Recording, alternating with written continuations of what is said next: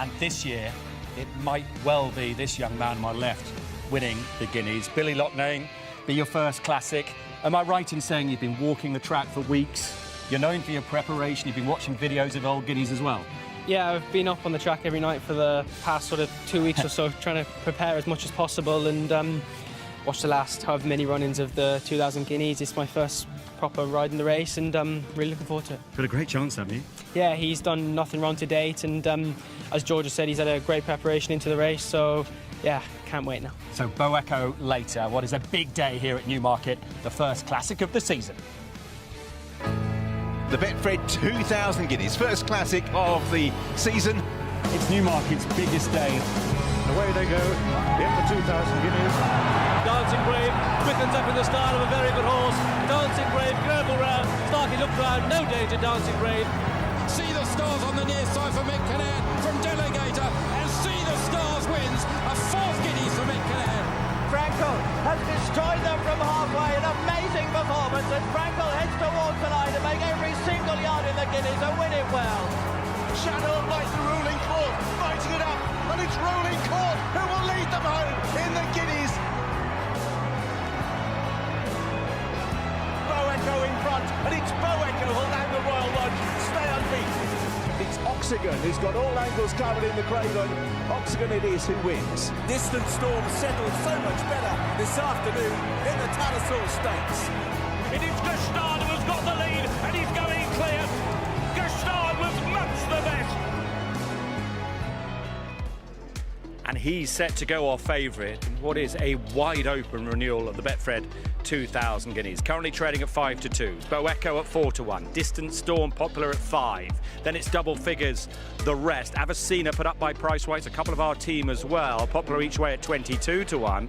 At the bottom there, Power Blue was 66s before Kevin Blake got involved. The best you'll get around 33s right now. The other four are all big prices. Our build-up to the big race will begin just after 3 o'clock this afternoon.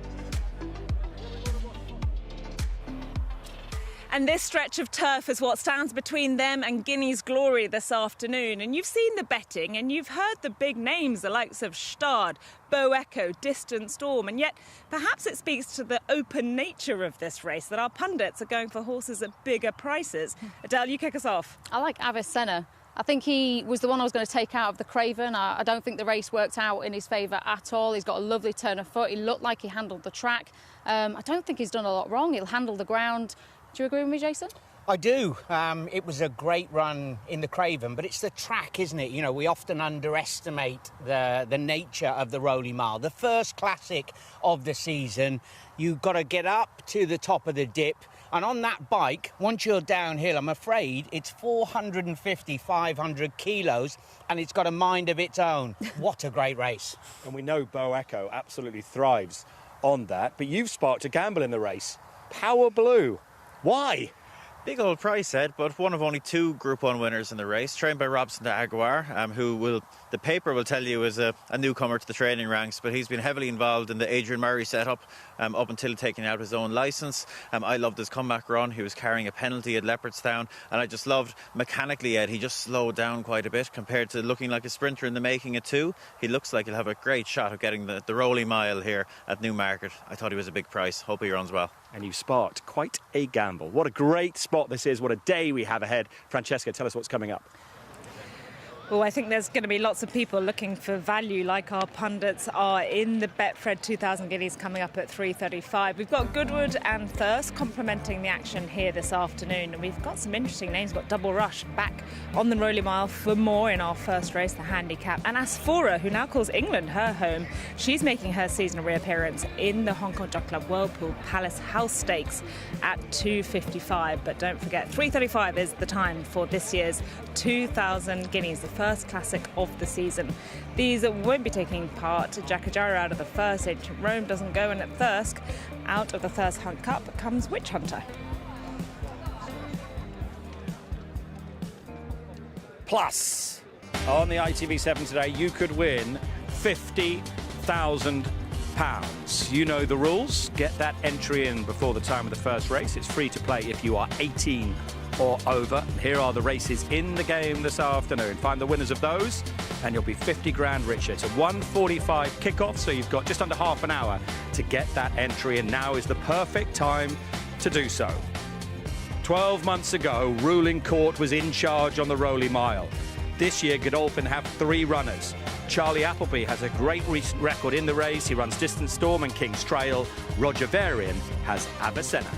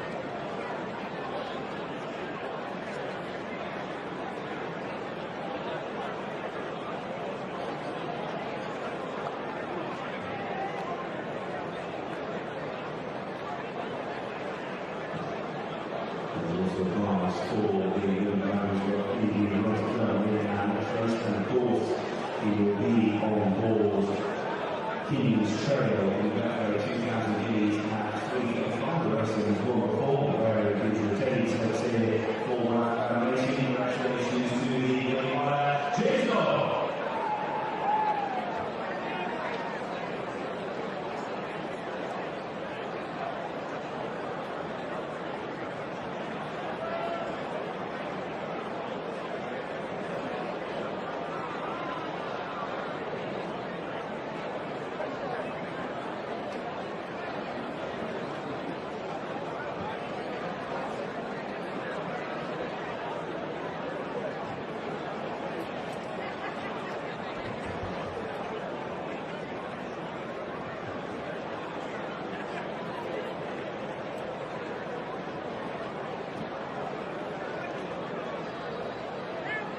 Welcome back to Newmarket, and in just about 2 hours' time, the horses for this year's 2000 Guineas will be parading here in the paddock and heading out there onto the world-famous Rowley Mile racecourse to run this year's edition of the Great Race.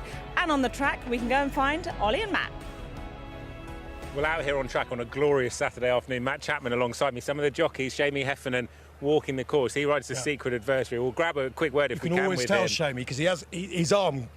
When he's walking, his arm goes like this.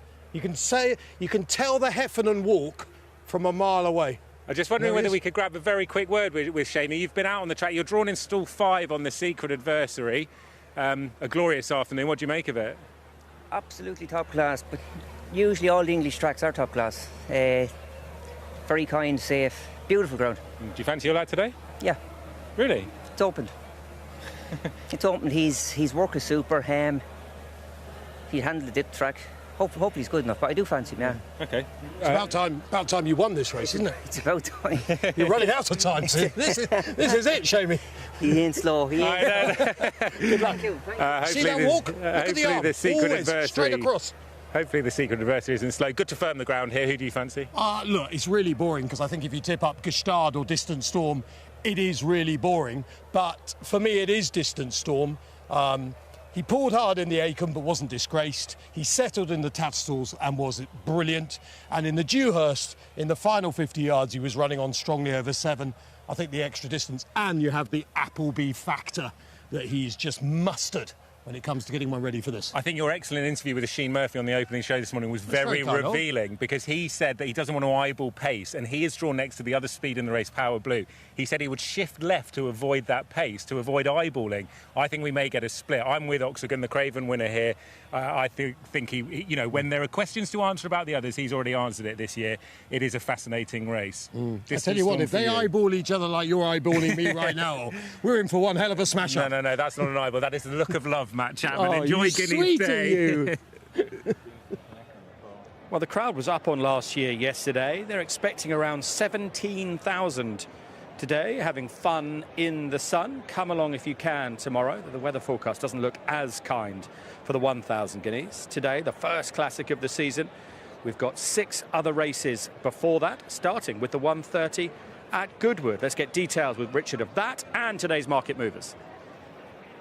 Yeah, good afternoon, everyone. A little bit chillier up here in my box today, and that's just because the wind has shifted round from yesterday. It was into their faces yesterday. It's moved round slightly. It's not right behind, sort of diagonally across, but it's going to be more helpful to the times, and they went very close to the par time for good to firm ground in the first race.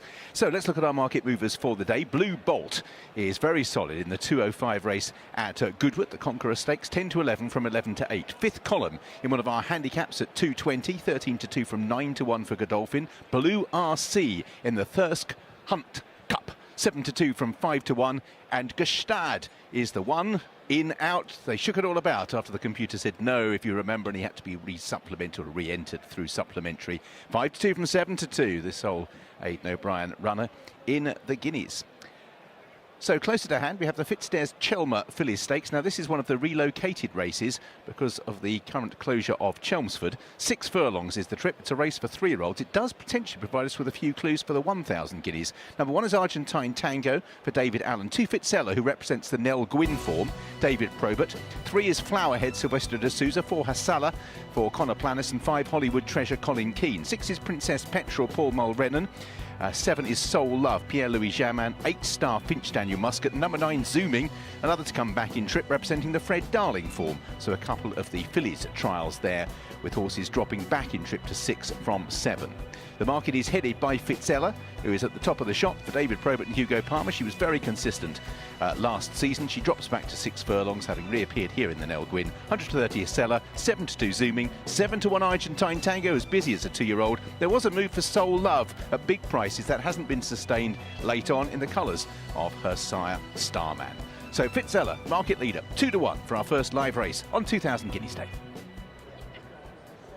And this race, don't panic if you're an ITV7 player, this race isn't in the game today, so still time to get your entry in. You've got less than 20 minutes, though, to try and win 50 grand this afternoon. So the ticker at the bottom of the screen with the market for a race won by one of racing's big owners last year, a certain Kevin Blake. As we see Soul Love, who was backed at bigger prices earlier today.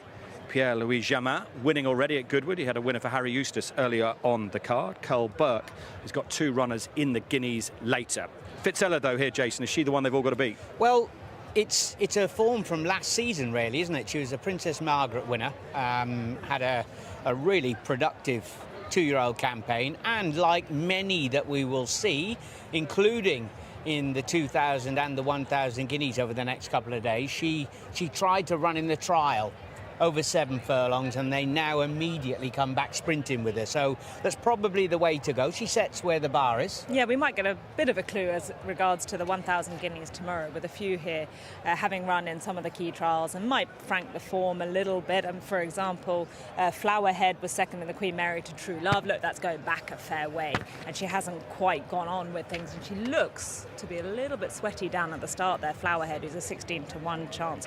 Now, yesterday, Ed Walker's horses were way outrunning their odds, weren't they? So Princess Petrel I'm interested in because she was second last in the Fred Darling, but she had a hood on that day, and I think that can often happen, that the gear doesn't do what they want it to do. So they've taken the hood right off again and they've put her in here. So I'm expecting her to bounce back. But there are some with some smart entries here as well. Commonwealth Cup, King Charles III, Argentine Tango, I think you had to put in the mix. I mean, I've seen it a few times with the likes of a Princess Petrol. The people have ran with the hood on and they've been so quiet that they've never even actually raised any sort of gallop. So it's interesting that they switched straight away. I mentioned yesterday that Connor Planis, with all the racing that we had, a very busy afternoon, he came in for a couple of good rides yesterday, and I think he's got a good one here. Now, Hasselay for the Godolphin team, daughter of Knight of Thunder, she won over 7 on her debut, on her second start.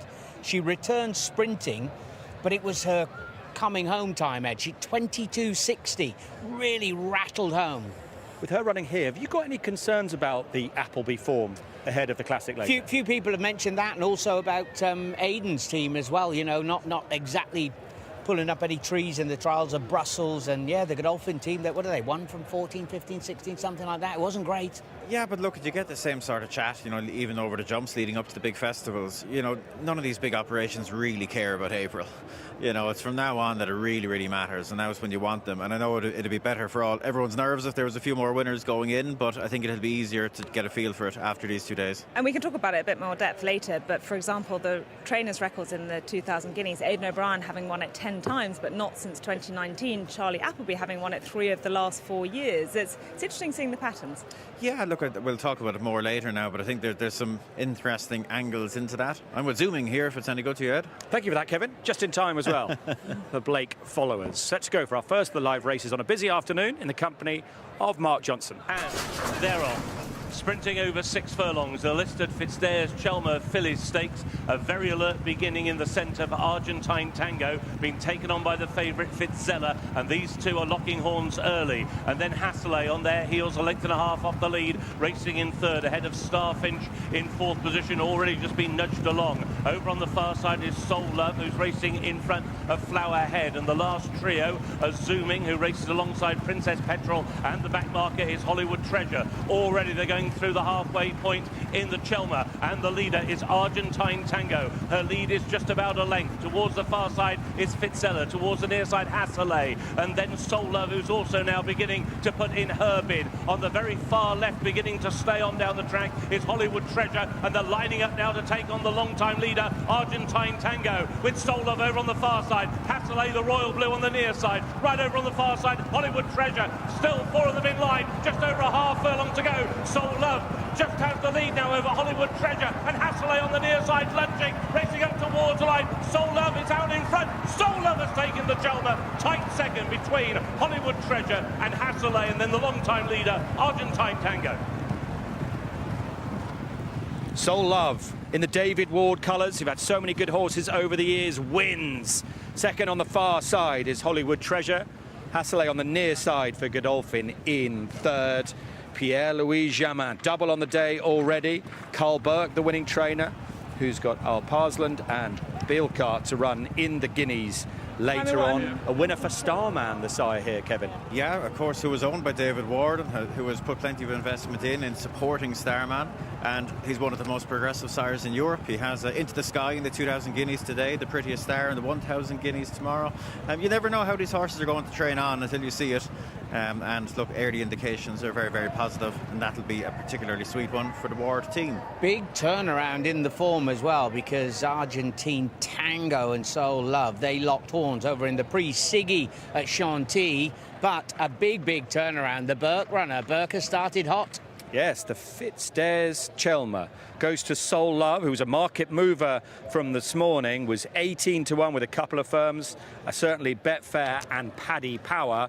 Back down to 11s in the end. Hollywood Treasure running well for the Kevin Philippart Defoy team at 22-1. Hasselay, the 7-2 chance in third. Right, still time, as I said before the race, to enter the ITV7 today with a 1:45 kickoff. You'll know the details by now. Complete.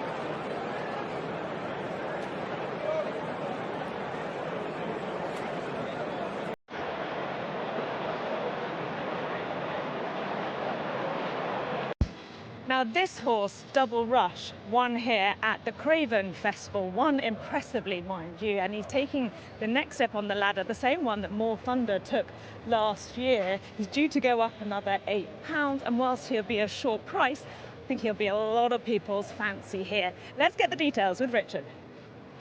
Yeah, he was a big plunge that day, wasn't he, on his first start for Andrew Balding. Oisin Murphy that day because Shane Foley, who does ride for the owner, had a full book of rides in Ireland. Shane is aboard this afternoon. So this is the Betfred Handicap, and they're headed by a very consistent horse over course and distance, Invictus Gold, Billy Lockman for Tom Clover. He's well backed, actually, 12-1, and is now around about 8 and 17-2. Number 2 is Elbadone for Holly Doyle. 3 non-runner. 4 is Apollo 1, so consistent. Marco Ghiani for Peter Sharalambus and James Cutsbuck. And 5 is Celeste Patterson, amount of Oisin Murphy.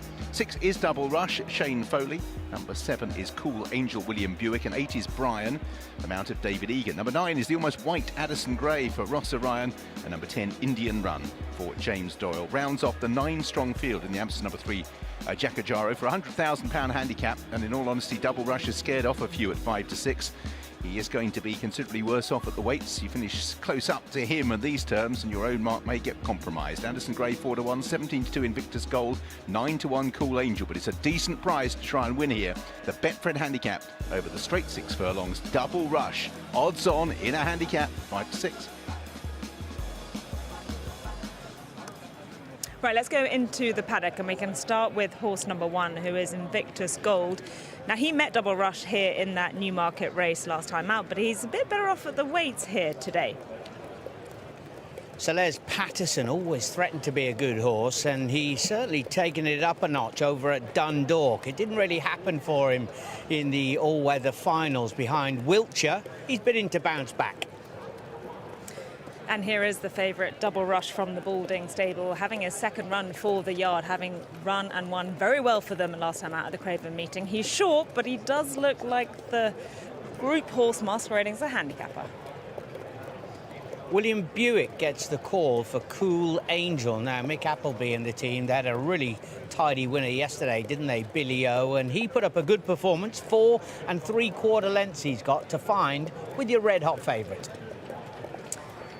Now, the next one's interesting. It's Addison Gray, who's a 4-year-old, but he's only having his 8th start, and he was really not beaten very far last time out, and he's due to go up another £2. So he'd be of interest here. Well, of course, Andrew Balding wanted to come here today with the Dewhurst winner G1 for the 2,000 guineas, but he's got Double Rush. I was just saying you wanted to come with G1 today, but you've got Double Rush, who is absolutely chucked in on all mathematics.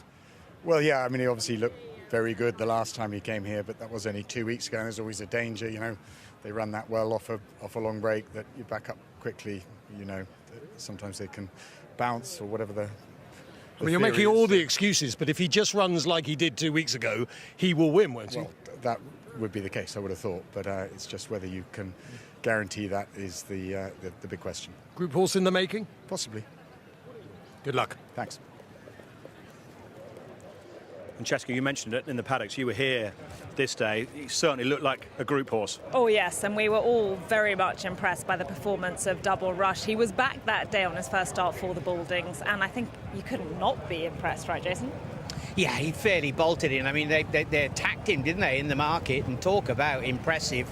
Now, because of the way the nature of the entry system, Kevin, an early closing race, the handicapper, if he had his way, he'd be carrying another half of me on top of him again. Exactly. So the entries for this race would have closed about a month ago. He has won since the entries came out, since the weights came out, and the system that they have in place is that they get just a mandatory penalty. The handicapper isn't allowed to utilise his full assessment of him, so hence why he's well in. Come next week, regardless of what happens here, he'll be rated, I think it's £6 higher. So that's why he's such a short price and such a competitive race, £8 even.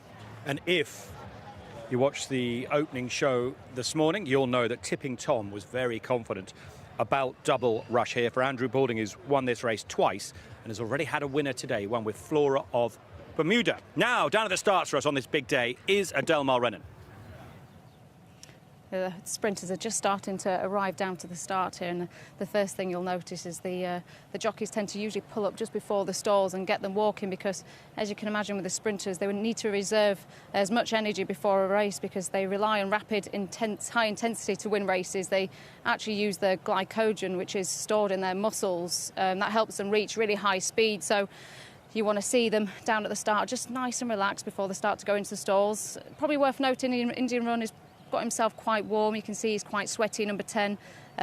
Just having, I think, is it James Dole doing his stirrups there. Wants to make sure he's riding nice and even, but they're all just having a little rest. Just stood here nice and quietly at the moment.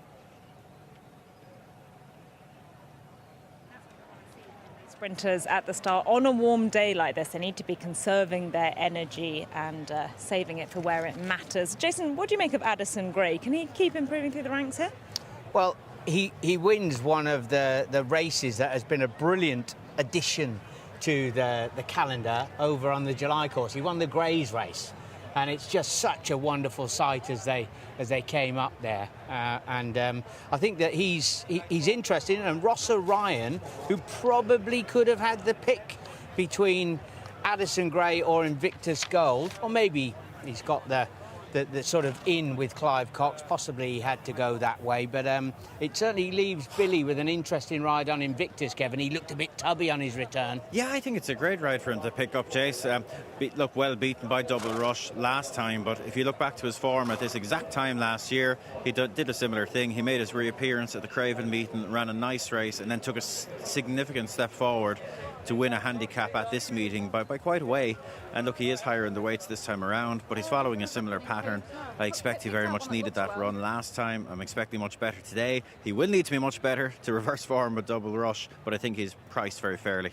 One I thought looked well in the paddock is Celeste Patterson. He used to be trained over here by Harry Eustace, was sold for $155,000 July last year. He's won a couple of times on the all-weather, but turf record is 0 from 7. Is that a that's worry? the worry with him. He looked $1 million up at Newcastle as well, but he really didn't fire up there at Newcastle. But Apollo 1, he's always overlooked in the market, Ed. Always underestimated. He's so consistent. Who do you like here, Adele?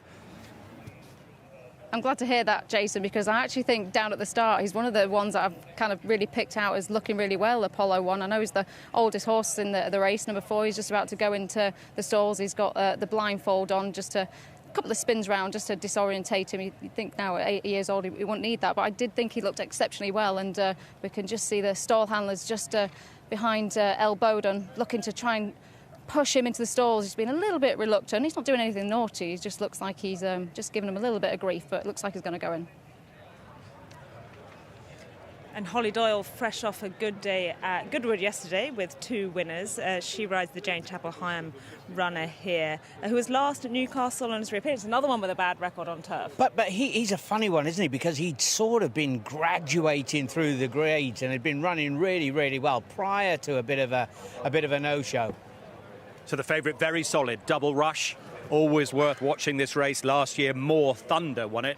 We could see that horse in Group 1 contests this season. So it's Double Rush up 4-6. Strong indeed. Addison Gray at 4s. Invictus Gold, Kevin's fancy at 10.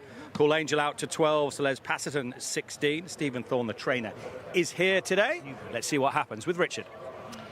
And the first 2 home from that race just over a fortnight ago. The last 2 in, Double Rush and Cool Angel.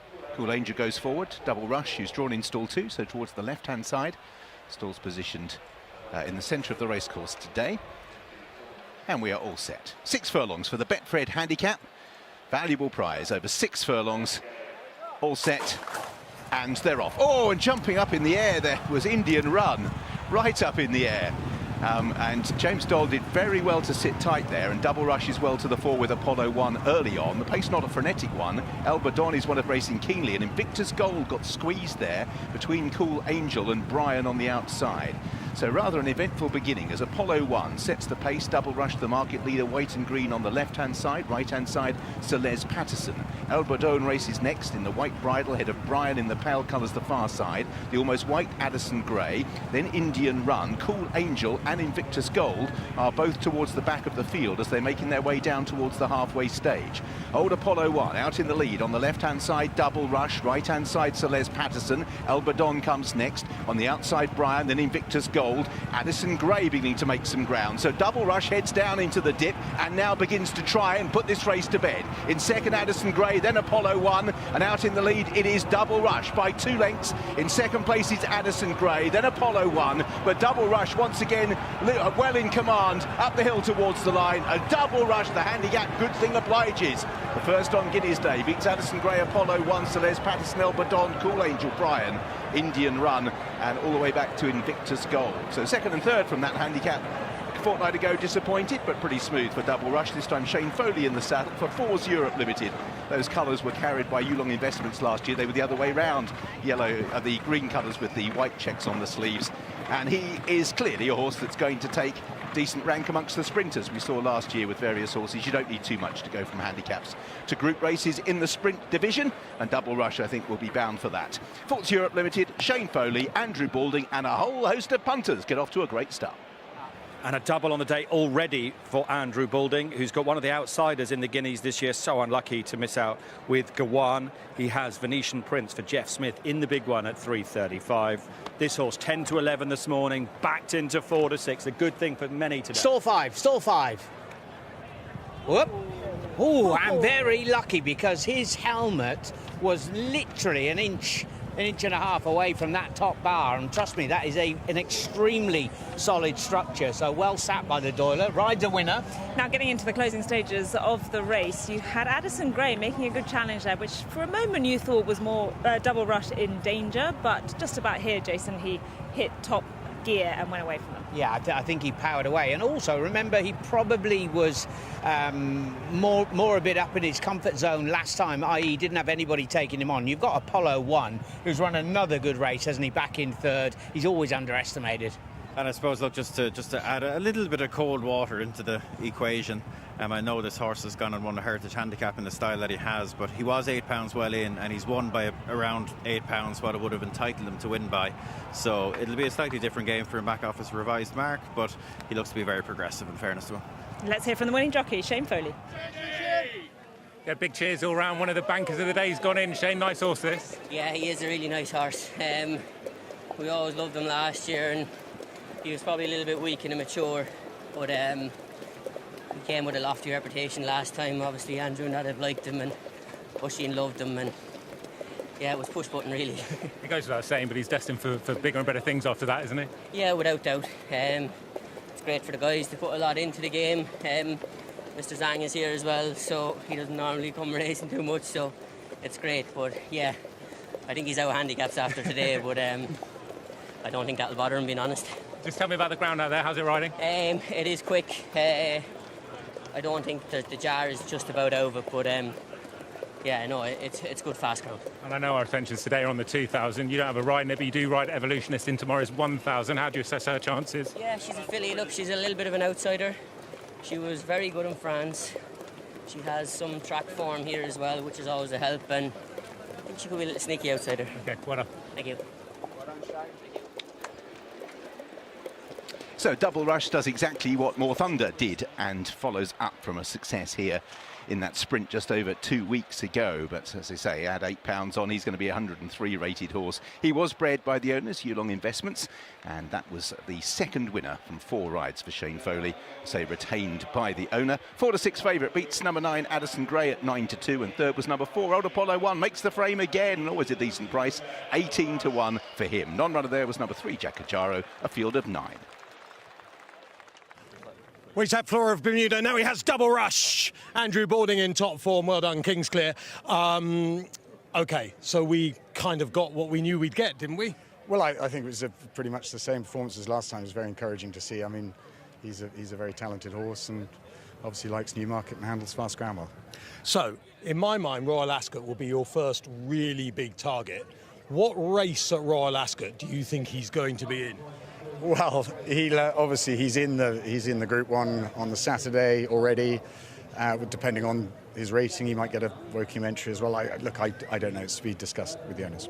He didn't get an absolutely electric start, but he got into stride very, very quickly. They didn't go crazy in the first furlong. He's a very strong travelling horse with a lot of class, so he's won it well. And was he, when you got him, because you've only had him presumably relatively recently. When you got in, did you immediately think to yourself, hold on, this is a nice horse? Because he's lightly raced, isn't he? Well, in fairness, Charlie Hill's, had a little misfortune with him last year. It started really well, and he had a couple of runs that didn't go according to plan. And he said to me when he came, he said, he really rated the horse. He thought he was very, very good, and he's right. Well, after Flora Bermuda, you have had a double rush. Well done. Thank you.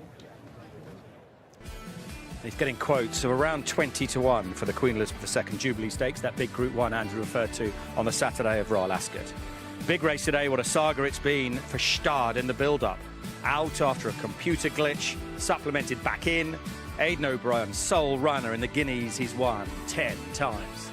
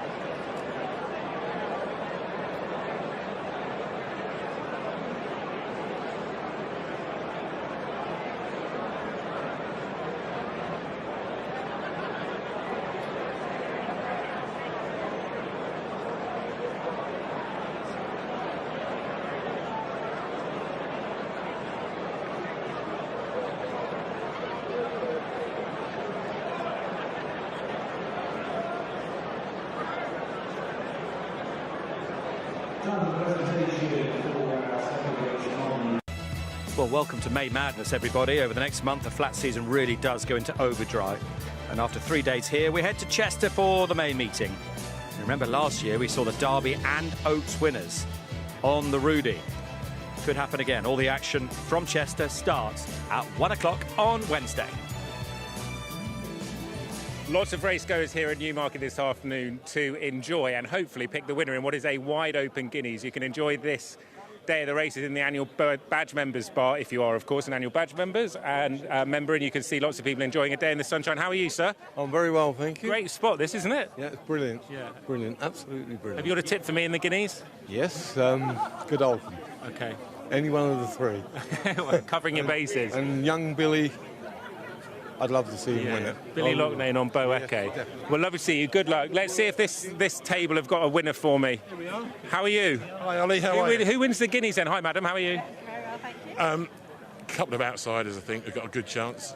I think the Thing of Varians, but also and the Secret Adversary. Yeah, I've just spoken to Shamie Heffernan earlier today, and he thought that had a good chance. I thought it ran a cracker, then it ran in Woodbine, didn't it? Yeah. And it looked like blocked off. So. You're showing off now, that's too good. I don't know all that. Oh, he's done his homework, hasn't he? Shrewdy. Some famous faces here as well. Here's JJ Hamblett. Hey, mate, how are you? Nice to see you. Okay. Famous musician from Union J, and it's a bit of an anniversary for you lads, isn't it, this year? It is, well, 15 years next year, which is mad, crazy, isn't it? Where's the time gone, eh? I know, it's mad. So we're looking at announcing a tour or a show in London towards the back end of this year, so we're just organising now. It's a year full of announcements. You've got another one for us, don't you? I have, yes. So a couple of days ago I got confirmed to ride in the Legends race at Doncaster, which is mad because that was the first ever racecourse that I rode at. Wow. So to do like a 360 is pretty crazy. Have you, because you're obviously a former jockey, have you kept your eye in riding over the last 15 years, or have you not? Have you stepped away from it? I've stepped away from it, but I still obviously keep track of it and watch racing all the time. But this will be the first time that I sit on a racehorse in 15 years. So good luck your legs, by the way. Yeah. So I'm gonna document it and show the viewers what it's like to be in the life of a jockey. Is that with Great British Racing? It's Great British Racing, yeah. Oh, wicked. Because it's going to be so interesting, actually, for someone who's done it very successfully in the past, going back into it to see the journey and what it takes to become a jockey. It's crazy, yeah, because, since I've left horse racing, obviously you guys touch on it, amazing and Great British Racing do, but it's getting people to really understand what goes on behind the scenes. And, so it's going to be from start, as soon as I get on the horse, right up to the race. So, it's exciting times. Oh, it's great to see you, and that's such exciting news. Good luck in the race. It's very competitive, that race. I've heard, and great jockeys riding it. So I'm not a legend myself, so it'd be amazing to ride around such great people. You're in the Legends race, so just tell everyone you're a legend. Nice to see you. Have a great day today. Cheers, buddy. Thank you. Cheers. Yeah, be good that with JJ. Good luck to him. Now, news of a notable non-runner in the big race at 3:35, the Guineas. Alparslan, the Greenham winner, is out. Carl Burke taking out his colt because of the quick going. Leaves 14 in the race. We haven't got Francesca's selection, the in-form Francesca Camani's selection in the Guineas. Well, I wouldn't go that far. But I was interested to hear Ollie selecting Oxagon earlier on, because along the theme of all of us looking for a bit of value, because we think there's a few question marks around those at shorter prices. I do like the Craven winner. I thought he was impressive that day. Do you remember Jason last year at Doncaster when he ran, the Champagne Stakes? And there was a lot of talk about him. It was Oxagon. And I think he's really impressed them at home. A few things didn't go right from last year. Below par in the Dewhurst, and then they ran in heavy ground in the Futurity. They put cheap pieces on him for the Craven. I thought he was all grown up. He's lovely looking, he's big and strong, and for me he makes a lot of sense. If you like Avicenna, who finished behind him, I like Oxagon, and I think the draw is really going to help in the middle of the stalls. Not saying anything now because you wouldn't. Because you're saying with him and the Gosden team are in such good form, aren't they? That's the thing. Have been unlucky in the Guineas. So one of the pace angles is out. That's a big change, isn't it? For those jockeys that were drawn low, they've heard a similar time as we have that Alparslan is out. All of a sudden they go, right, we're going to have to lean left-handed coming out to get in behind that pace. Yeah, because at the minute, like the middle draws is where the heat is in the pace map.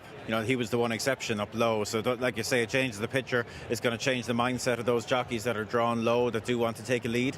They're going to have to make maybe slightly more pronounced manoeuvres now to get their cover. OK, we've got an hour and a half till the big race. Next up, Goodwood again. A good little contest this, Richard. It is the Fitzdares Conqueror Fillies Stakes. 6 of them arriving down at the start. One of our market movers as well, the market leader here in Blue Bolt. They are headed, however, by a mare who went to the line hard-held last year. Couldn't get a run. Typical up the inside at Goodwood. Jamie Spencer looking to right that wrong. Number 2 is Betty Clover. Charlie Bishop. 3, the well-backed Blue Bolt, now 8-13 or around that price for Colin Keane. 4 is Contiki. Sylvestra de Souza. 5 is Never Let Go, Paul Mulrennan. 6, She's Perfect. Remember her and the controversy of her disqualification in France last year. She's been very easy to back, Paddy Bradley. So this market is pretty interesting. The strength of Blue Bolt, the feature of it, at 8 to 13, 5 to 1 Arisaig, 11 to 2 Kontiki. It is drifting out half a point to 6 to 1, 11 to 1 Never Let Go. She's Perfect, who was available 9 to 2, then 15 to 2 this morning, 11 to 1, 28 to 1 for Betty Clover. One horse market again. Blue Bolt, Andrew Balding, another shorty with Colin Keane in the Juddmonte colours. Balding looking for a treble already. Odds against earlier on, those Juddmonte colours, much shorter now. Is she a good thing, Jason Weaver?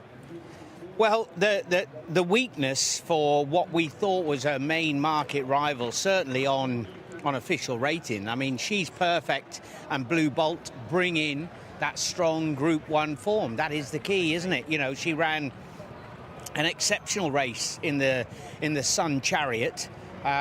She got the hat-trick up in listed company.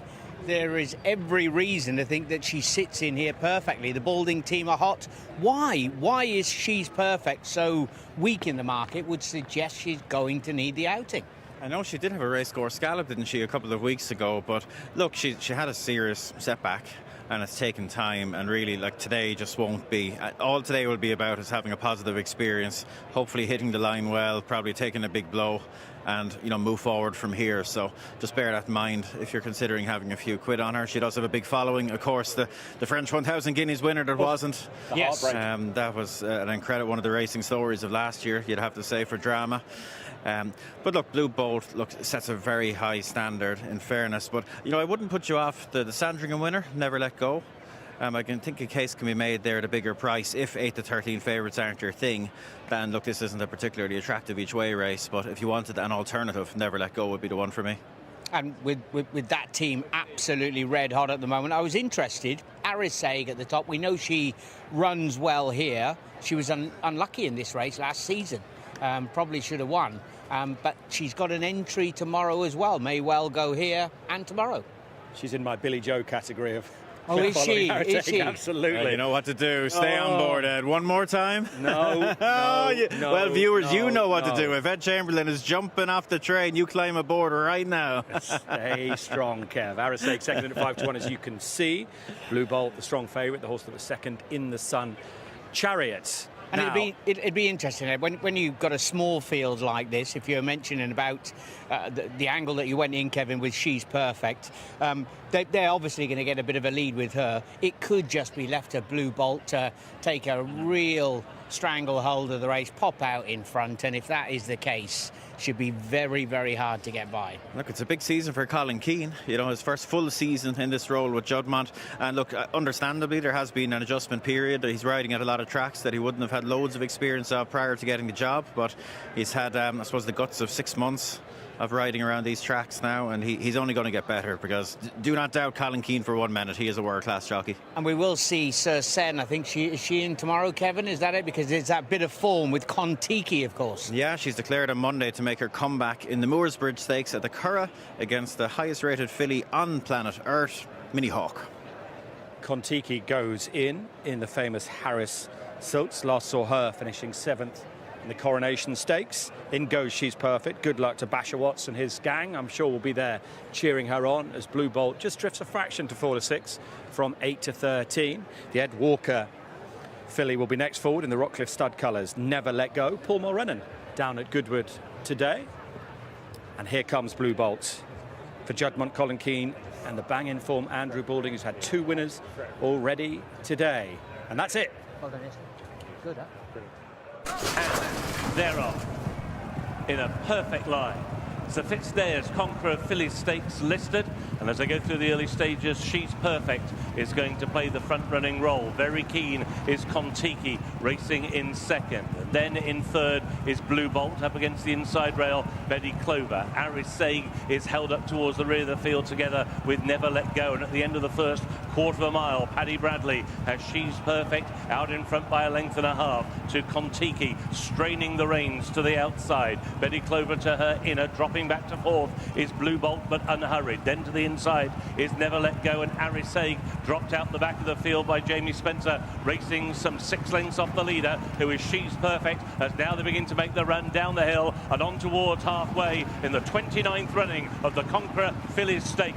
It is She's Perfect, a lead of a length and a half over Kon-Tiki in second. Last year's runner-up Betty Clover in third. Blue Bolt poised to pounce in fourth, followed by Never Let Go and Arisay. Racing now up the home straight, 3 furlongs to go. She's Perfect still with a lead of a length over Kon-Tiki, and now Blue Bolt begins to edge ever closer towards the rail. Then is Betty Clover, followed by ridden along Never Let Go and Arisay still at the back of the field. Blue Bolt now is being ridden and asked for more by Colin Keane, and it's now Kon-Tiki who puts her head in front. She's Perfect tries to battle back. On the near side is Blue Bolt, and then against the rail Betty Clover with a late surge on the outside. Arisay, Kon-Tiki, and on the outside Blue Bolt. These two as they race the line. It is Blue Bolt who takes the Conqueror Stakes. In second came Kon-Tiki, followed home by a close call for third. The rallying She's Perfect to the inner of Arisay.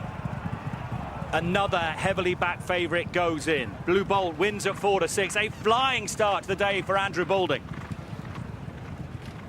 Stop Kingsclear. Absolute rockets left, right and centre. Blue Bolt. Yeah, she's pretty good. I thought Colin did an amazing job, really, because she can be quite keen, and they went no gallop, but he got her beautifully relaxed and, yeah, did the job. You got another similar horse in Jonquil. I mean, do they both go to the Lockinge now that Field of Gold isn't there, or do you keep them apart? No, I think there's a very nice Group 2 race for her at Ascot, and I think that would be the priority for her. Yeah. Do you feel, I mean, she's progressed all the time. She's a Group 1 horse at some point this season at some stage, isn't she? Yeah, well, she was second in the Sun Chariot last year, ran very well, so yeah, at some stage, hopefully, maybe the Falmouth, that might work. Yeah. Are you feeling strong? Chipper. Just chipper. A quick line on your runner here. 2 runners here. Mr. Winston obviously won well here at the Craven meeting. He's a grand horse. It's just the extra furlong is a question mark. But he looks reasonably well handicapped and hopefully run well. And the Lost King, you know, he won the Lincoln Trial at Wolverhampton, very decent horse on his day, so hopefully he'd have a chance. Horse is running faster than Usain. Well done. Thank you.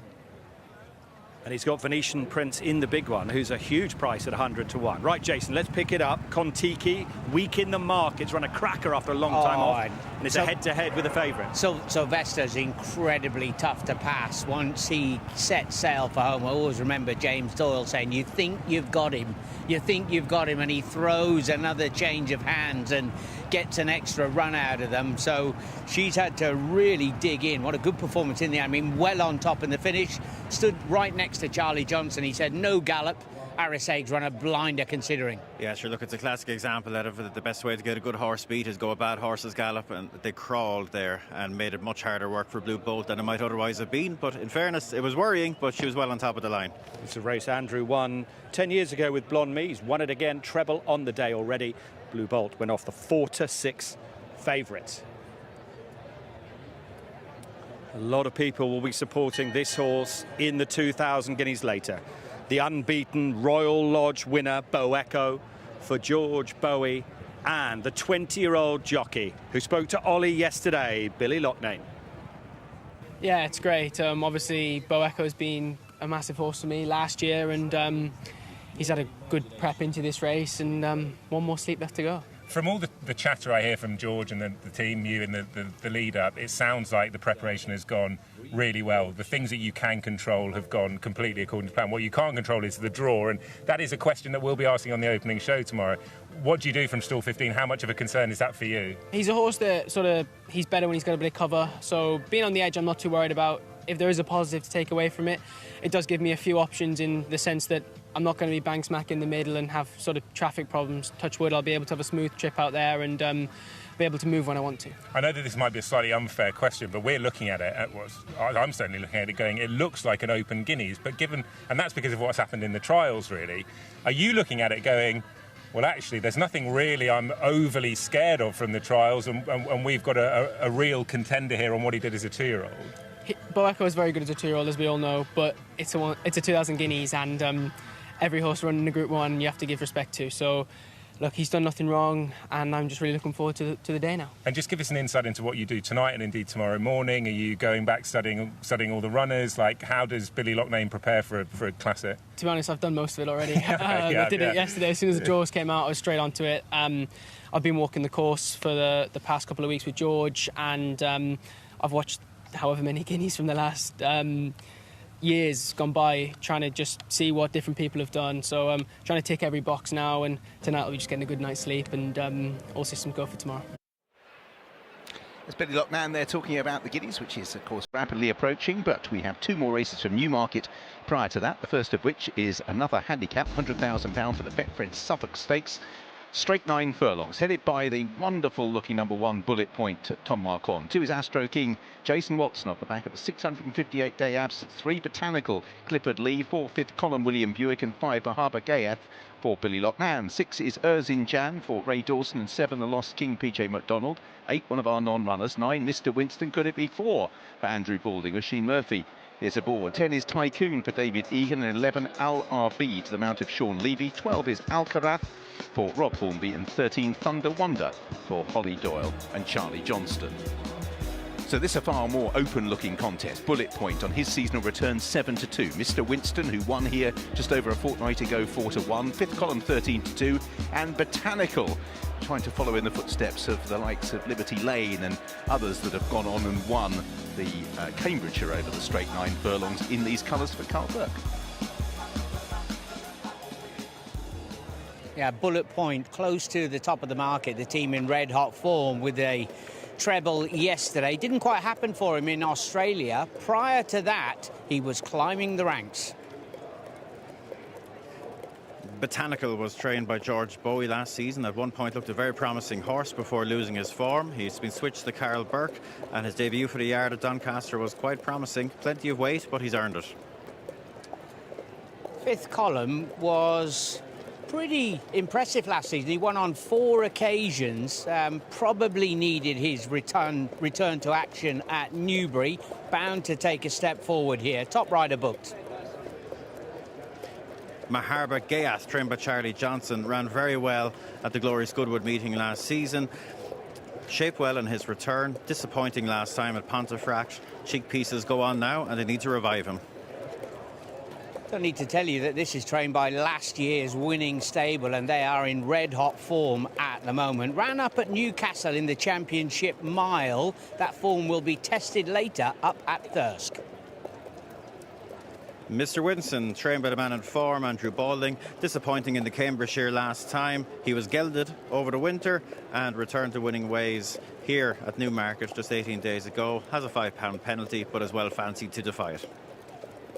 And interesting that Alcaraz goes. It'll be much quicker conditions that he encounters today. He has proven himself with a little bit of dig in the ground. He represents a good bit of value at an each-way sort of price. Off a return, 179 days away. Well, Carl Burke's got Botanical here. He might just be watching a race on elsewhere. Carl, can you feel free to watch and talk? I don't want you to miss something big.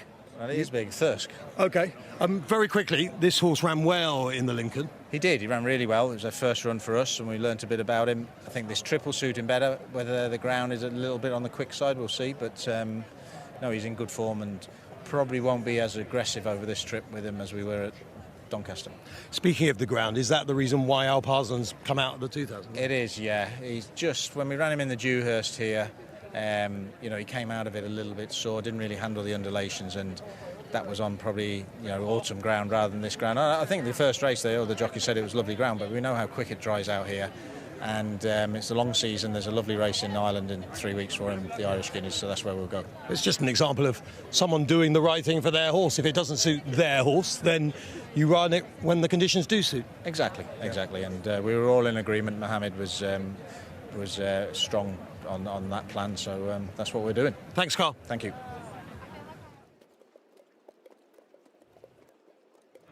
So they're drifting down to posts. Now, could there be another Balding winner? This was Mr. Winston in the Norman Court stud colours here at Newmarket, Jason. Yeah, and he managed to get away up on the front end. We were sort of questioning, was there going to be any sort of bias or anything like that towards the far part of the track? But, I mean, it was a smooth front-running win. And I suppose people will say it was the first run after a gelding operation. So did that get him to focus? Well, the team are going pretty well right now. Royal Ascot winning colours, you'll remember, for Norman Court stud with the Baldings last season. In West Hitherley in Hampshire, good luck to them. There's a great name in here, Fifth Column, whose mum was called Inner Secret. And Fifth Column are a group who undermine a nation from within, basically. And siblings of Fifth Column, camouflage, secret ambition and untold mystery. Clever, very clever. Who's going to win, Kev? Oh, sure, look, I was with Mr. Winston. I thought he might be able to repeat the dose from last time. You always worry slightly. Look, he was a very well-fancied horse and he was largely left alone last time. You always worry when they've gone and made the running in a handicap and come back in even more competitive company, they're less likely to get left alone. You know, something might just get on his girth and bother him. But look, I think there's a case to be made that there's more to come. Clearly wasn't quite delivering on expectations last season, and as Jason says, the gelding operation might just allow him to get to where they always thought he could get. Have you got company down the start, Adele? We've got a couple of horses just behind the stalls. The first thing the jockeys will do when they get down here is go and get their girths checked. And we've got our usual team of stall handlers here down at the start, but we also have Craig Witherford, who has his team as well here today. Now, his horse in this race is Fifth Column, so the first thing he's gone to do is go and get him. George Buckle is the jockey, just taking the red hood off him, number 4, because Fifth Column has in the past tried to go under the stall, so that's their horse that they will look after in the race. They'll have a blindfold on. Craig said he hasn't done it for a little while, but that's why we've kind of got different stall handlers with different shirts on today. So we've got the normal team, and then we've got Craig Witherford and George Buckle as well down at the start here. Right, let's talk about some of the others. Francesca, Bullet Point for William Haggis, who's won this race before. Yes, I like this horse. I remember at York last year. Do you remember when he ran back quickly after winning on maybe the first day of the E-Board meeting? And he ran okay, but he didn't win. I think potentially they ran him back a little bit too quickly in hindsight. And then he went off to Australia, ran in the 5 Diamonds in Sydney. He missed the break that day. Nothing went his way. So you could look at the form of his last 2 races and think, not great. But I think he has excuses for those. He's had a break over the winter, and I just think he's quite progressive, and definitely one not to forget about here. Is it the angle that William and Maureen decided to go the Australian route, thinking he could be an absolute money spinner over there? So that makes you think they've got an eye on that, or he could climb from where he is. As we know, they're very good at identifying horses that can do well in Australia. Look, this one didn't work. They can't all work, but I think they held him in quite high regard. Let's go back to Adele.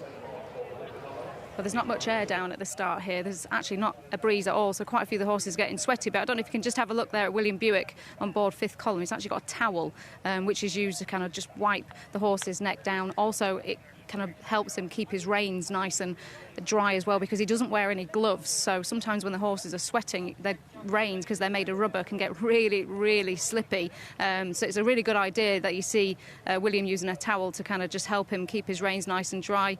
You can just see the Monty Roberts rug there has just gone on board number 12 Al Carath. Great bit of equipment for horses that just feel that the edges of the stall just helps keep them nice and relaxed. Right, let's check the market then. Mr. Winston, solid at 130, Bullet Point at 4. Fifth Column is a 6-1 chance. Botanical at 13-2. Not on that caption, though, is Askro King, 9 years young. Good to see him back. No, I'll give him a mention for sure. This has been a wonderful horse over the years. He's run at Royal Ascot, and prior to his injury, I think he'd ran at 4 Royal Ascots in a row. He was very unfortunate to be beaten in a Royal Hunt Cup one year for Sir Michael Stout, and he's been off for nearly 2 years. The handicapper has dropped him £7 during that absence. I'm not saying back him today, but I'd say keep an eye on him, because the handicapper tends to get very generous, and rightly so, with horses of this profile. And if he finishes mid-div, he'll probably drop quite a bit again. He'll soon look well handicapped, and the Kublers will be able to coax him back to form at some point, I'm sure. Carl Berg won this 2 years ago with Liberty Lane, Jason. Same colours here with Botanical. Yeah, and first run for him was a massive effort at Doncaster under bottomless ground. It was really testing at Doncaster, much livelier conditions, but he's a very interesting runner from a smart outfit. Another one with Cambridgeshire form is a Zinjan. Not easy to say. He technically won his side in the Cambridgeshire last season. No luck, did he? I mean, he was all dressed up with nowhere to go. He's an absolute knocking each way bet in here, isn't he? Because I think they're going to take each other on. Botanical and Mr. Winston could set up nicely for him to come through fast and late. Just to mark your card, from here we go to Thirst for their big handicap of the day. After that, it's the Palace House. And at around 3 o'clock, everything will be geared around the build-up to the Betfred 2000 Guineas. Mahaba Gaeth set to come forward for Billy Knockname. Lovely interview that was with Ollie. Billy with a big moment in his career, just over an hour away. 2 or 3 still to come forward, Cheska? I wonder if the jockeys who are riding the Guineas later on, Jason, will be potentially having a little bit of a feel of the track. I mean, do you think there's a better place to be and a less good place to be? No, well, listen, mile and 1 here, runners drawn, what are they, middle and low as to where they're going to be. If they go, I've got to go straight down the middle, haven't they? And the more they open up the ground there, the quicker it will get, just that little bit of draft and sunshine on it. Last one coming forward, Richard. Yep, Thunder Wonder about to go forward. Just remember, Tom Marquand, wasn't it? He went to the left on that favourite late on yesterday against the far rail. That didn't work, so I think that will mean they probably will stay together in this and in the Guineas. But we shall see. The Betfred Suffolk Stakes over 9 furlongs. Keep an eye on where Mr. Winston goes from his stall in stall 2. So away they jump. Mr. Winston is away well over on the far side and just as edge over to that far rail with Tycoon. Bullet Points right up the centre in company as well with Al Arbeed, and they are going to fragment into 2 groups with Mr. Winston going over towards the far side with Thunder Wonder. Tycoon is also over in that far side group, and Botanical has gone to the far side, so we have got 2 distinct groups. Meanwhile up the centre, Bullet Point leads Astro King, Al Arbeed, then the pale blue colours of Alcarath. At the rear of that group, Mahaba Gayeth just ahead of 5th column.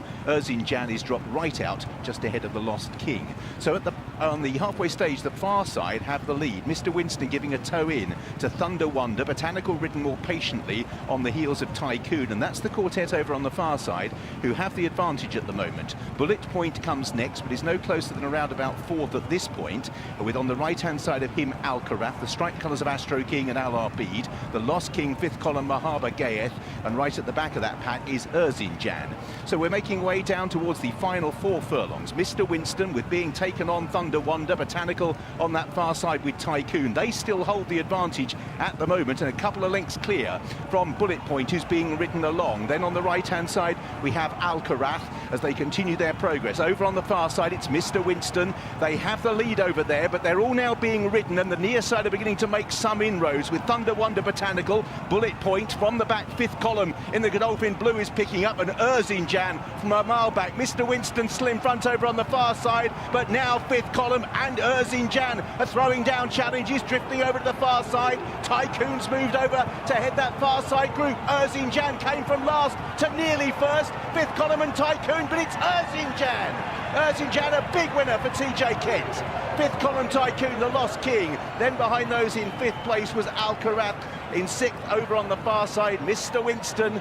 That far side group went, it seems, hard enough, having dictated to halfway, and it was the horse that was stone last, unlucky in the Cambridgeshire, when he was drawn on the wrong side and met trouble. A clean run through, and possibly drawn on the right side this time. For Mohammed Al Sabusi, Ray Dawson warms up for a big race ride later, and a big win for TJ Kent. 2nd is 5th column, 3rd is Tycoon, best of the quartet that raced on the far side, and 4th, the Lost King. Into 2 groups. I wonder what that means for the Guineas. Ray Dawson victorious. Big win for trainer TJ Kent. Jan for Mohammed Al Sabusi. 4th in the Cambridge without luck. Roared home by Kevin Blake and Jason Weaver. All the action on the right, Jason. Yeah, and Kevin made a good point there about, possibly with that group over on the far side who had a clear advantage for the majority of the contest, it'll mean that everybody will hopefully just go down towards the centre, because all the runners are just leaning that way, looking for a bit of company late on, but it was nowhere near any quicker whatsoever. Yeah, well, look, if anyone was harbouring a thought potentially in the Guineas of coming to that far side, I think that's only going to discourage them. So you just hope that what we're all hoping for, that they just all end up in the middle and we get a fair race, because I can't stand with a split like that in the big race. Yeah, agreed. But with Jan, it's actually only his 3rd career win from 35 starts. Now he is an 8-year-old, and you kind of think maybe he doesn't have a great winning strike rate, but when you look back through his form, he's kept some pretty smart company in deep handicaps and group races. And for the trainer, a win on the Rowley Mile. TJ Kent on his 24th attempt, and the Ray Dawson roll goes on, Ollie. Yeah, Ray Dawson in great form, and he's perhaps an omen because he's drawn in the same stall in the Guineas as well on this lap. But he really deserved this because he's run blinders in big races and not had the luck. I'm so happy for this horse. He's an absolute gentleman. His owner, Mohammed Al Sabusi, has been a huge supporter of mine for the last 5 or 6 seasons.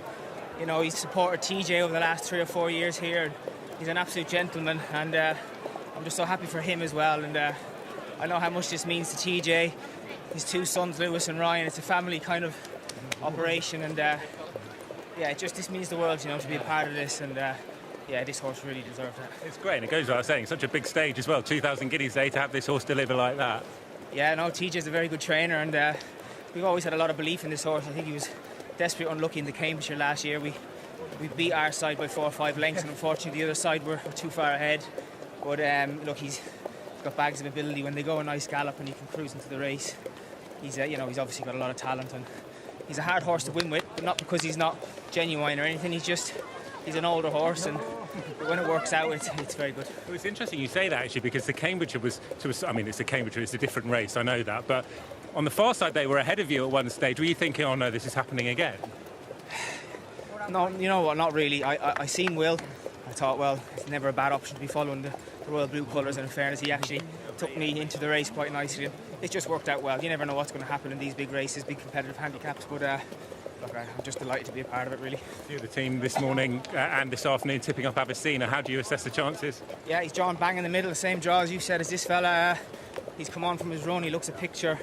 You know, there's going to be pace on, he'll stay well, the ground should suit, so look, we'll see what happens, but really looking forward to it. I know we've only got a short window. Do you think a similar event will happen in the Guineas where they split slightly like that? I'd imagine they probably will, although the front runner, the Calborough course, came out there, so that takes pace away from the low draws, so they might come up the middle. I'm not too sure, but look, I'm looking forward to it anyway. Well done. Thank you.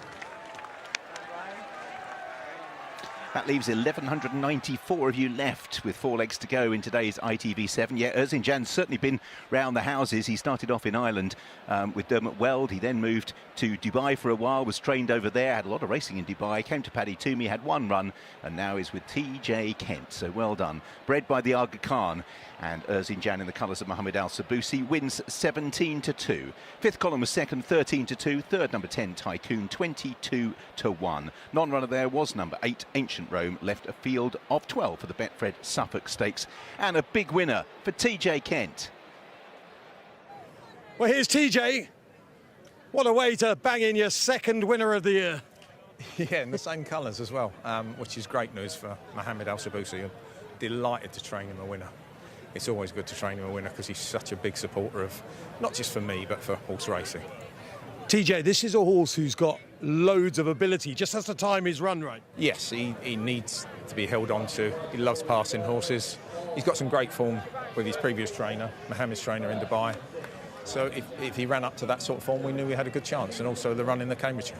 And TJ, for ITV viewers, a lot of people will have never heard of TJ Kent. Like, how have you got to this stage where you are?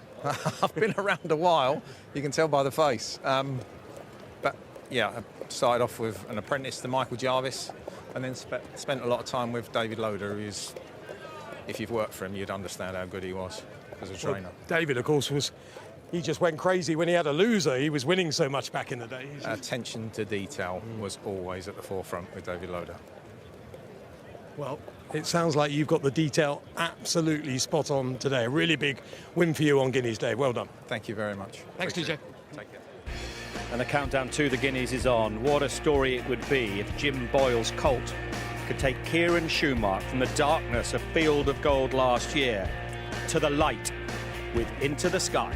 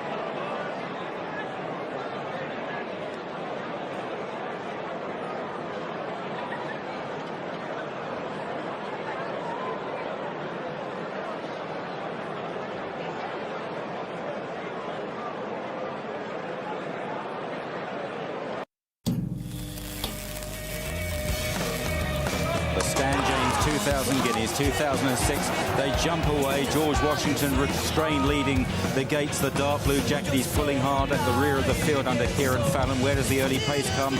Olympian Odyssey on the near side. The black and yellow stripe sleeves, Killy Beggs. Pink jacket, Horatio Nelson, the far side with the nose banded, Amadeus Wolf. As they run down now inside the final 3 furlongs, and Olympian Odyssey is kicked ahead from Killy Beggs. Horatio Nelson towards the left, look to the right, Red Club to Percy driven. George Washington now coming through under Kieran Fallon, and he's looking very dangerous indeed inside the final 2, and George Washington has really quickened up there. Sir Percy chasing, Red Club's on the right, the far side Olympian Odyssey racing inside the final furlong. George Washington took 2 or 3 lengths out of the field in a matter of stride. Sir Percy is trying to come at him on the near side, but Gorgeous George is in front. A brilliant horse, George and Washington wins the Guineas. Sir Percy second, Olympian Odyssey, then Arafa, Miss Ubon, trailing back to Frost Giant, and Opera Kate was last to complete. Well, it was pretty stunning that. Just don't let me down. Now I've come out to my favourite place on the racecourse, the Horsebox Park, where we get the horses arriving for the first time on the racecourse, and they don't have any numbers on them, no identification, but I recognised her as soon as she came off the truck, partly because of that distinctive branding on her shoulder there, which you get with Australian horses. Now this is, of course, Asphora, who we've come to know and really fall in love with here. She's a 3-time European Group 1 winner. She's now in the name of Lemos de Souza because she's spent the winter here. Her regular trainer, Henry Dwyer, is actually looking to get his licence to be able to put her back in his name and have another stable of horses based on this part of the world. She's wintered here and she's been in Lemos's care, and he's actually just here ready to meet her. She looks fantastic. Look at the shine on her coat, and traditionally she hasn't been ready to rock and roll 100% first time up, but she's had a different preparation this year, and she'll just get the once over from the vet and head on into the racecourse. Yeah, looking forward to that big sprint, but we're heading to Thirsk next. Tipping Tom's already had a winner today here. He's tipped up Blue RC in this famous handicap, was well back through the morning. Let's get the details with Richard. Yeah, now this can throw up a good horse every now and again. It's wrong to discount it. This was Far, absolutely bolting up in the race. The same season that he went on from that victory in 2012, winning by 6 lengths, to then run behind Nathaniel Frankel twice, and then the following year he came back and beat Cirrus de Ziegler in that terrific finish at Ascot in the Champion Stakes. And what a horse he turned out to be in a handicap. Cirrus de Ziegler, and ruler of the world, who'd won plenty of big races between them that season, put in their place by Far. Now let's see if there's anything even remotely as good as Far in this race. It is the one we always approach with caution. It is the Sky Bet Thirsk Hunt Cup. A handicap over a mile. 1's a non-runner, 2 is Al Mubia, Shane Gray, 3 is Blue RC for Conor Beattie. He has been well backed, and Tipping Tom amongst his supporters. 4 is Apiarist, Jack Callan claiming 3. 5 is Sea Force, Ushin Orr. Number 6, Flight Plan, Sam James. 7, Ross Collin. Connor Whiteley claiming 7. Promising young apprentice, Graham White, not be quite right this time. 8, Mursky, Mark Wynn. 9, City of Poets, Dylan Hogan. 10, Isha Ann. Zach Wheatley claiming 3. 11 is the other non-runner, Belarchi. 12 is Dashing Darcy, Oisin McSweeney. 13, Accentuate, Sean Curran. 14, A War Eagle for Billy Garrity. And the old 12-year-old Red Dana, who's got a reasonable record at this track. Cam Hardy riding for Diane Sayer. 1 and 11, Witch Hunter and Belarchi do not run. Leaves a field of 13 for this handicap. So let's check out the market. Blue RC is at its head at 5-2, with 4-1 Sea Force, 5-1 for Flight Plan, 11-2 City of Poets, 7-1 Mursky, and 9-1 Apiarist, 16-1 Bar. This is the Hunt Cup, and it's the Thirsk version. He's pretty short now. The yellow cap for Sheikh Juma Dalmouk Al Maktoum of Blue RC. Connor Beasley for James Tate. 5-2, James. Yeah, look, he's incredibly short, but the problem is, Ed, it's that little bit of form of when he put up a huge performance up at Newcastle. It was arguably a career best. He's proven himself around this course, admittedly over a furlong shorter. The only real stumbling block from him is that he's drawn out in stall number 11 over the mile, but there's a bit of room down the back there to get into a position. There should be a good gallop on here. There should be some value elsewhere, surely. Where are you looking, Kevin? Well, I'm looking for a slightly older, more grizzled character, one like myself. Mersky, trained by David O'Mara, who's a wonderful target trainer. This horse won here in the spring. He had a very good, very strong spring into the summer last season, and there was plenty to like about his comeback, I thought, and I just wouldn't be surprised if David O'Mara ran him in that comeback race at Musselburgh very much with a view to putting the cherry on top of his preparation for this race. A big pot, course and distance winner, makes loads of sense. Big few moments for the owners, actually. The Blackburns, Mersky here. Then they've got Ain't Nobody in the Palace House. Where are you looking, Jason? Well, yeah, obviously, Blue RC, I think he's very strong. But when you think that Flight Plan, who's last year's winner, and he's well handicapped on that with the Burke team in such good form, he's going to have the box seat from where he's drawn in stall number 2. He's one off the paint. He's guaranteed a good run round from there. Here comes the favourite moving forward on the far side there. Connor Beasley on board. There's Flight Plan. Let's check the market. 5-2 still the favourite. Seaforce at 5. Flight Plan 11-2 with Mersky and City of Poets. Apiarist, Jason, at 8. Yeah, he looked really good on a synthetic earlier in the year. I know that he did attract a little bit of support, and the team are strongly represented. They've also got Al Mubhir in here, who's a fascinating runner. I suppose, Ed, pace-wise, I think he might not be that far away from stall number 5, but Blue RC, he's strong, isn't he? They punted him off the boards. They have indeed. Apier is probably the best backed each way for Kevin Ryan, who's won this race on 2 occasions. Here we go with Gareth Topham. Lined up, and they're off.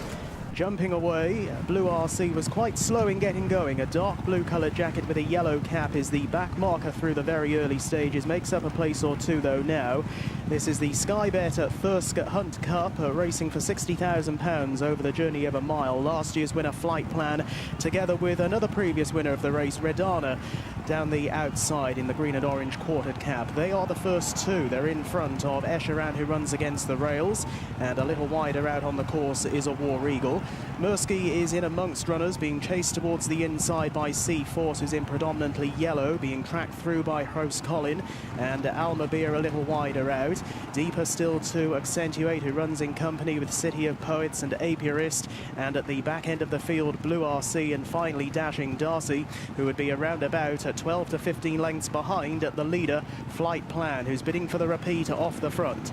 Flight Plan then, with 3.5 furlongs to go, is a narrow leader from Redana down the outside. Straightening up in third is Esheran, chased in a fourth by a War Eagle, then towards the inner Seaforce. Mersky travelling strongly down the outer, followed next by Almabeer. Host Colin is now being pushed along. Down the wide outside is Accentuate, and further to the left, Blue RC in the yellow cap is starting to accelerate now with Dashing Darcy. They've got just over a furlong to go, and it's all changed up front as Flight Plan weakens, and Mersky has now taken it up. Blue RC coming home strongly from the back of the field, was slow to break, is finishing fast, but Mersky's got a length in hand. Seaforce over towards the inside. It's Mersky from Blue RC. Mersky holds on to win the Thirsk Hunt Cup from Blue RC. Seaforce, Accentuate never nearer. A War Eagle. Apiarist down the outside, and up the rails went Esheran. David O'Mara wins this race for the first time, surprisingly. Mersky for Kevin Blake, denying the well-back favourite who finished in second. It's back to the rail for the horse in third. Seaforce in third, who was luckless through most of the run. He got there in the end. Mersky, right, we pick it up. Red cap, favourite far left in yellow cap. Mersky had a lovely spin around. He was kind of 2 back there, 2 out. Got a lovely smooth spin around. The eye was drawn to Seaforce, going very well. He just was following the wrong ones, unfortunately, and by the time it opened up, the winner had flown. The eventual second got a lovely smooth run down the outside to Seaforce. William Haggis's response beside us here summed that up. That was a pretty miserable watch for his supporters. Yes, in those yellow colours. Probably he's got a nice race in him, but today, Mersky's day, Jason. Yeah, and he's big win for Mark Wynne as well, the jockey. He was close, painfully close in the Apprentice Championship title, but swimming in the fully fledged jockey ranks now. Nice, tidy winner. 5-1, the winner of the Sky Bet Thirsk Hunt Cup. Right, it's Newmarket all the way from here. Let's see if Francesca's got some Guineas contenders. Now, being here at the Horsebox arrival area is a little bit like being on the red carpet at the Oscars. You're waiting for the cars to pull up, you're waiting for the doors to open, and you're waiting to see who steps out. Now, we have a bit of a clue here because Cat Keating has hopped out of the lorry, and we think Stad will be coming out of this impressive blue horse box. So let's have a little look at him, see how he's travelled, how he looks on our first glimpse of him for the year. He was very good last year. We saw plenty of him, and he was always a big, imposing horse. Oh, look at him. I love that.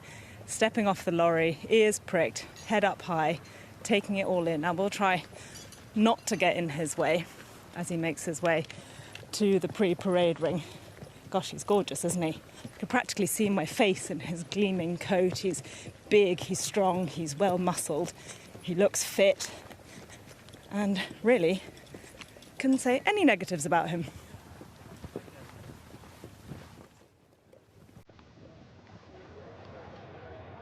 He's now around about, 50 minutes or so away, and to get the pulses racing, we have a 5-furlong Group 3 contest, the HKJC Whirlpool Palace House Stakes. What an open division this has proved in recent seasons, but when an overseas raider has come into town, they tended to scoot away with the prize, and that's what Asphora has done on a couple of occasions. But as you've heard, she's wintered here this year, so she runs in the colours of Lemos de Souza, so I'm not sure whether you can claim her this time around as being overseas. Sheen Murphy is in the saddle. 2 is 8 Nobody, looking for a double for those owners who just won the first Cunt Cup with Ryan Moore in the saddle. 3 First Instinct, Tom Marquand. 4 JM Jungle, Jason Hart. 5 is Night Raider, James Doyle. 6 is Quinault, to mount of Marco Gianni. 7 is Rum Star, who won this race 12 months ago in the stable of Flying.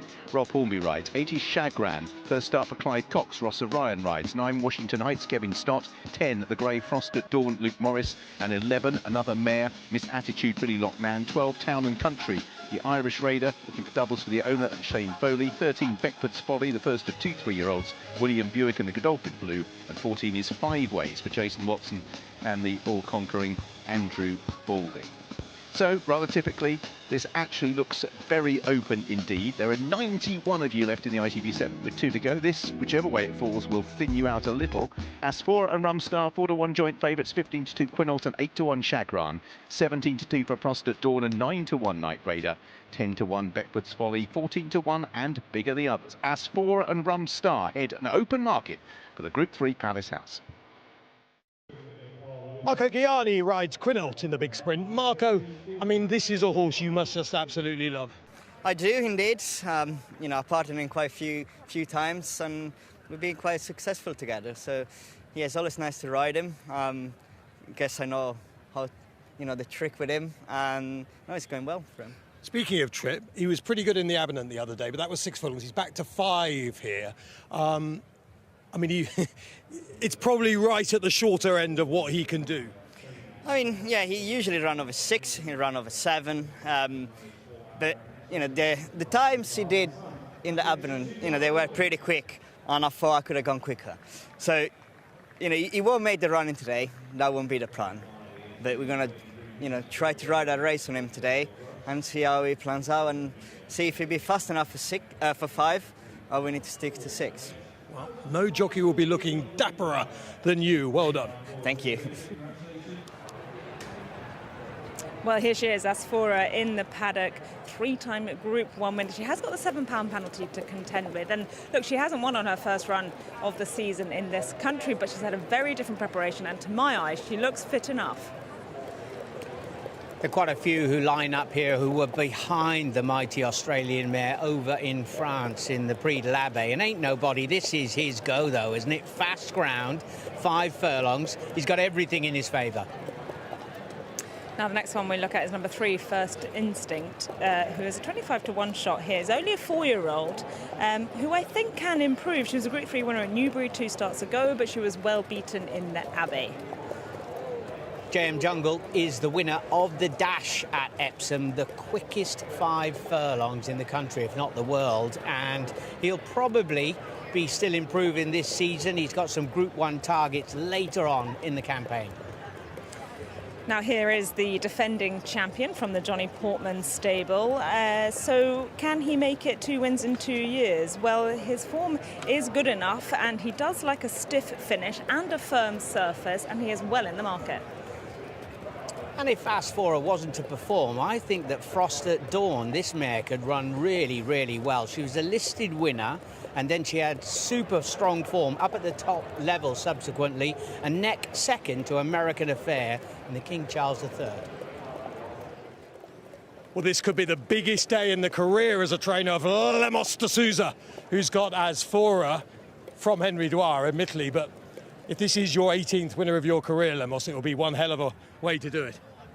I would say it would be 20. No, I won some national hunt as well. So. Okay, yeah, I was talking only on the flat, but yeah. Anyway, yeah. No, listen, it's a great to have a horse that with that caliber on your yard, and to have that in your name is, you can't believe it, you know. Fitness-wise, how ready is Asphora today? Well, I think she's ready to be here today, of course. She's the best horse in the race. What you see, she never really won on her first start of her career, like, you know, the first round of the season, but with the class, I hope she could do it. Have a chat with Ashin. Remember the name, Lemos de Souza. Jason, what day this was on the Knavesmire, the first and second at it again. Frost at Dawn, fancied by many as well. Will it repeat itself, though? Well, she had the perfect draft into the contest here, wasn't it? You know, the speed was positioned right beside her. The likes of Quinault and also Night Raider are a little bit away from her today. So Oshin's just going to have to position himself correctly, but she's proven flexible ground-wise as well. It's remarkable, the win over in France. I mean, quick ground. The only problem, Francesca, being an Aussie mare, will she be fully effective on this track? She's run on some of the flattest, smoothest tracks in the country, but surely she's trained Ascot here. has a few undulations, doesn't it? Yeah, but not Goodwood, like this. Not like this. No, I think she'll won a be good fine. one. I think she'll be fine because she's been here quite a long time now. She actually finished her season last year. She went to Fittock Stud, actually. She was with my parents for 3 months spelling, and then she came back in, and she's been with Lemos since. And she's actually learned to balance herself and use herself really well. Now, at the age of 8, technically 7 Australian time, but I like the way she's moving. And I think it's quite funny having the two different trainers, because obviously Lemos has got a chance to run her in his name. He'd love to win this race. He'd love to have a Group 3 on his CV and potentially at Haydock next time as well. So she needs to be fit enough, but Henry Dwyer is thinking, leave something in the tank for me later in the season. Right, they're coming to the start, but they'll be greeted by Adele. And you're an Ain't Nobody fan, aren't you, Adele?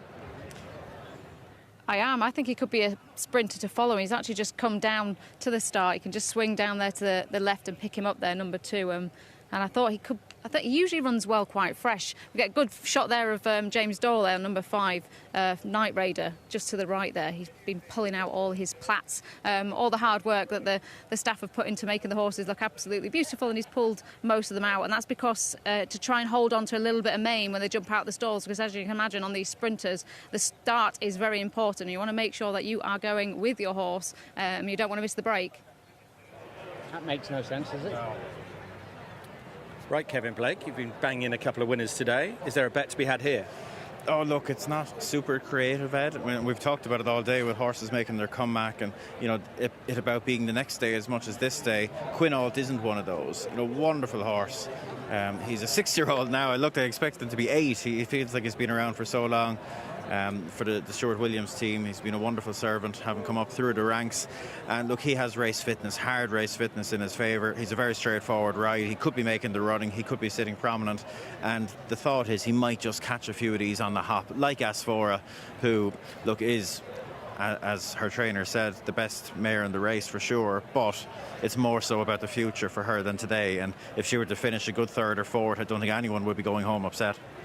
On the opening show this morning, Tipping Tom went with last year's winner, a horse, Francesca, that's 2 out of 2 at Newmarket. It's won 3 Group 3s, and what you said in the paddock, everything is right for him today, isn't it? Everything's right for him, but do you not think, like, we're used to seeing these sprinters taking it in turn, winning races, but when you have a horse like Asphora in there, she is the class, and she's the one that's able to do it repetitively at the top level. She's a little bit on her toes there, but I'm basically saying Rumstar was able to win it last year, but there was no Asphora in the field, so the challenge is more for him. Is she a bit too on her toes? Well, no, just a little interesting point there, the way that she was jig-jogging, and you know, you're thinking you want to just don't get into a fight with them, and Oshin just aimed her straight at the rails, and she immediately stopped and just had a moment to breathe. and he's trying to do very much the same now. So she looks loaded and ready to go. She sure does. Fresh indeed. One I'd give a very small mention to now is Town and Country, trained by Henry de Bromhead. Puppy Power has been over here supervising. We met him last night. This filly had her moments last season. She came over to Sandown and beat Hold a Dream, who we saw running earlier. She was a close second to First Instinct, who we saw earlier as well. And it's just interesting that they've come here on this day for her comeback, because there has been races in Ireland in the last week or two that she could have run in. Perhaps it's to do with the new ownership. The Yulong team, they're all here today. They have plenty of runners. They've had success breeding and owning so far in these 2 days. Maybe it's just a case that Henry was asked to have her potentially ready for this day. But it's fascinating that she travels, and she's a very, very big price. And Henry, for his new owner, will be really hoping that she runs a big race. Rumstar's gone clear favourite at 7-2. As for now a 9-2 chance. Then your fancy at 13-2 Quinault with Chagrin. Back to Adele. Well, it was really interesting actually seeing Oisin Murphy just kind of face Asphora, as you said, into the rail, just to try and distract her, I think, ever so slightly for a minute and take her mind off wanting to go, of course, as fast as she possibly could. She went into the stalls nicely. I have to say, Ain't Nobody No number 2, was just about to go in. I did think he looked an absolute picture down at the start. The closer he got to me, but it's really starting to rev up here down at the start. You can tell the horses know exactly what's coming up. Francesca, what about the 2-3-year-olds down the bottom here? Well, they get a weight advantage, don't they? Carrying 9 stone 3 as opposed to the likes of Asphora. Of course, she's got a penalty as well. Beckford's Folly, not hugely impressive on his seasonal reappearance, but he is back to 5 furlongs, which is a plus for him, and 5 ways for the Inform and Rewarding stable. OK, it's the sprint before the Guineas. Richard.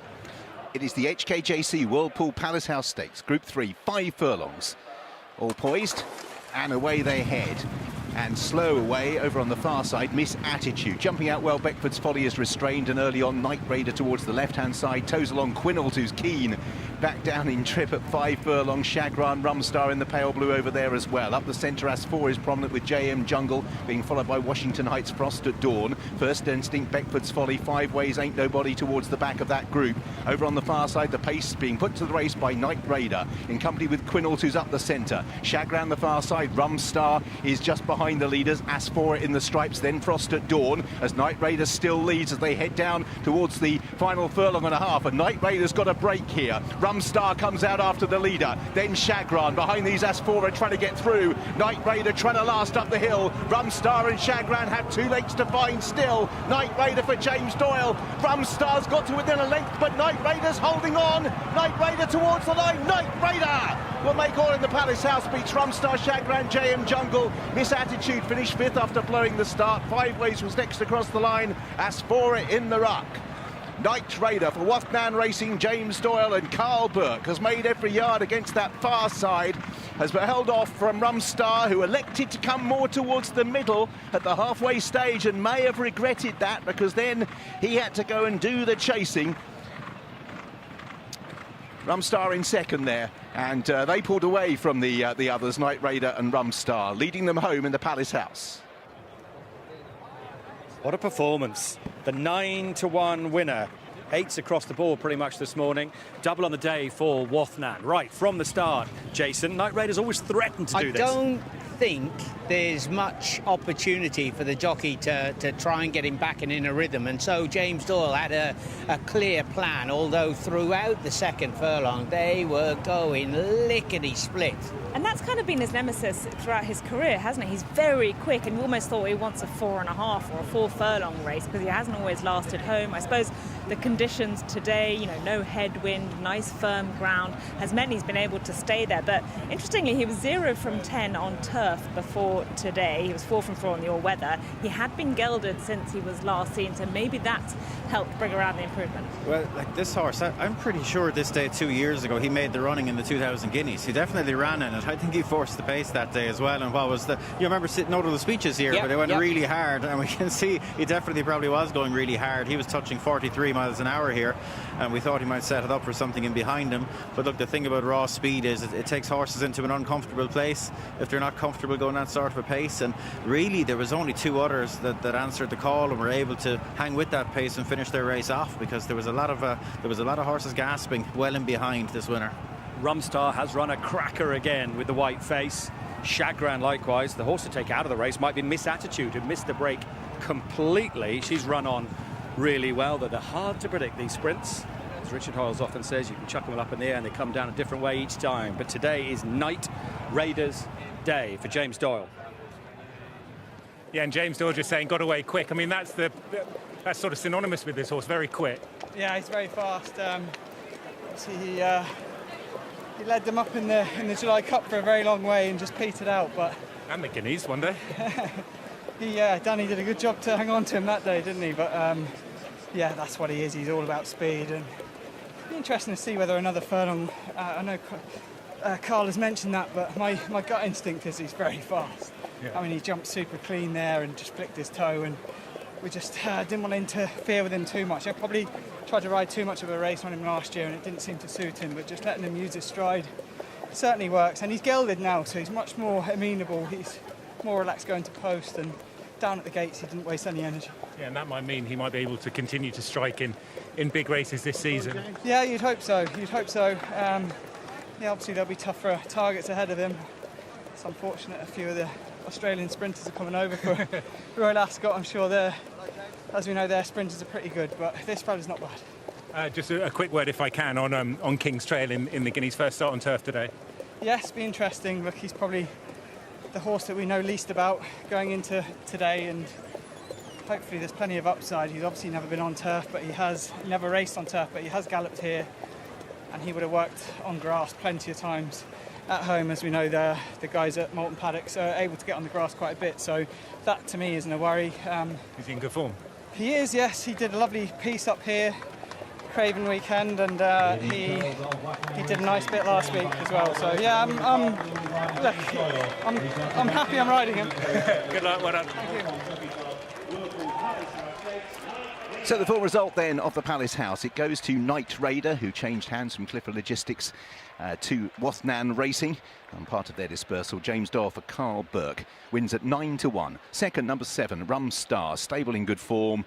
Winner last year, second this, Rob Hornby in the saddle, 7-2 favourite. Third, number 8, Chagrin for Ross Orion at 13-2. Now, there are only 3 places, although some firms have offered extra ones, and ahead of those is JM Jungle in fourth, which they can give you as they pass the line for Jason Hart. But success for number 5, Night Raider. He is in what is now called the Minster Stakes, was various other names, and that's over 6 furlongs, though, whether or not he will fully last that out. Let's find out more from the trainer about Night Raider's success in the Palace House. Well, Carl Burke won't be winning the 2,000 Guineas today, but he's won the Palace House, and what a performance from Night Raider. The speed of the speed there. Can Billy Carter not win the 2,000 Guineas? That's true. That's true. No, that was a great performance by Night Raider. Really, really pleased. Gelding's made a big difference to him. He's 10 kilos lighter than he was last year. He's better behaved. The key to him is get him in that rhythm very quick out of the gates, and he winged the gates. And I said to somebody just before, David Redvers, just before the race, that if he jumps and gets in a rhythm early, he'll handle the track, he'll handle everything. So, no, very, very pleased with that. Yeah. Is it fair to say that this is a horse doing today what you kind of always thought he would be doing? For sure. I know Richard Brown of Wathnan has huge faith in him, loved him, and obviously bought him from Steve Parkin's Clipper last year, a long time ago now. And, you know, basically we were disappointed, but at the same time we knew he had an engine, and we knew he had it there. I facetiously said you won't be winning the 2,000 Guineas. You did say Billicott. I mean, Billicott can't win the 2,000 Guineas, or can he? Well, he's in the race, so he's got a chance at the moment anyway. Look, he's a lovely horse, a nice horse. He ran in probably the best novice or stroke maiden of last year and finished fourth, looked like winning a furlong out. We then got a little setback, ran him on the all-weather. He won an egg and spoon race at Newcastle on the all-weather. We sent him back for the Burradon there, and he ran no race. He wouldn't have won at 3 furlongs, 4 furlongs, 5 furlongs, whatever. He's better than that. Could just be a 7 furlong horse in the making, but look, we'll give it a go today. Well, if he does win it, at least this interview will go viral. Good luck. Thank you. Cheers. As for a little bit disappointing in the race, I reckon she finished about 10th.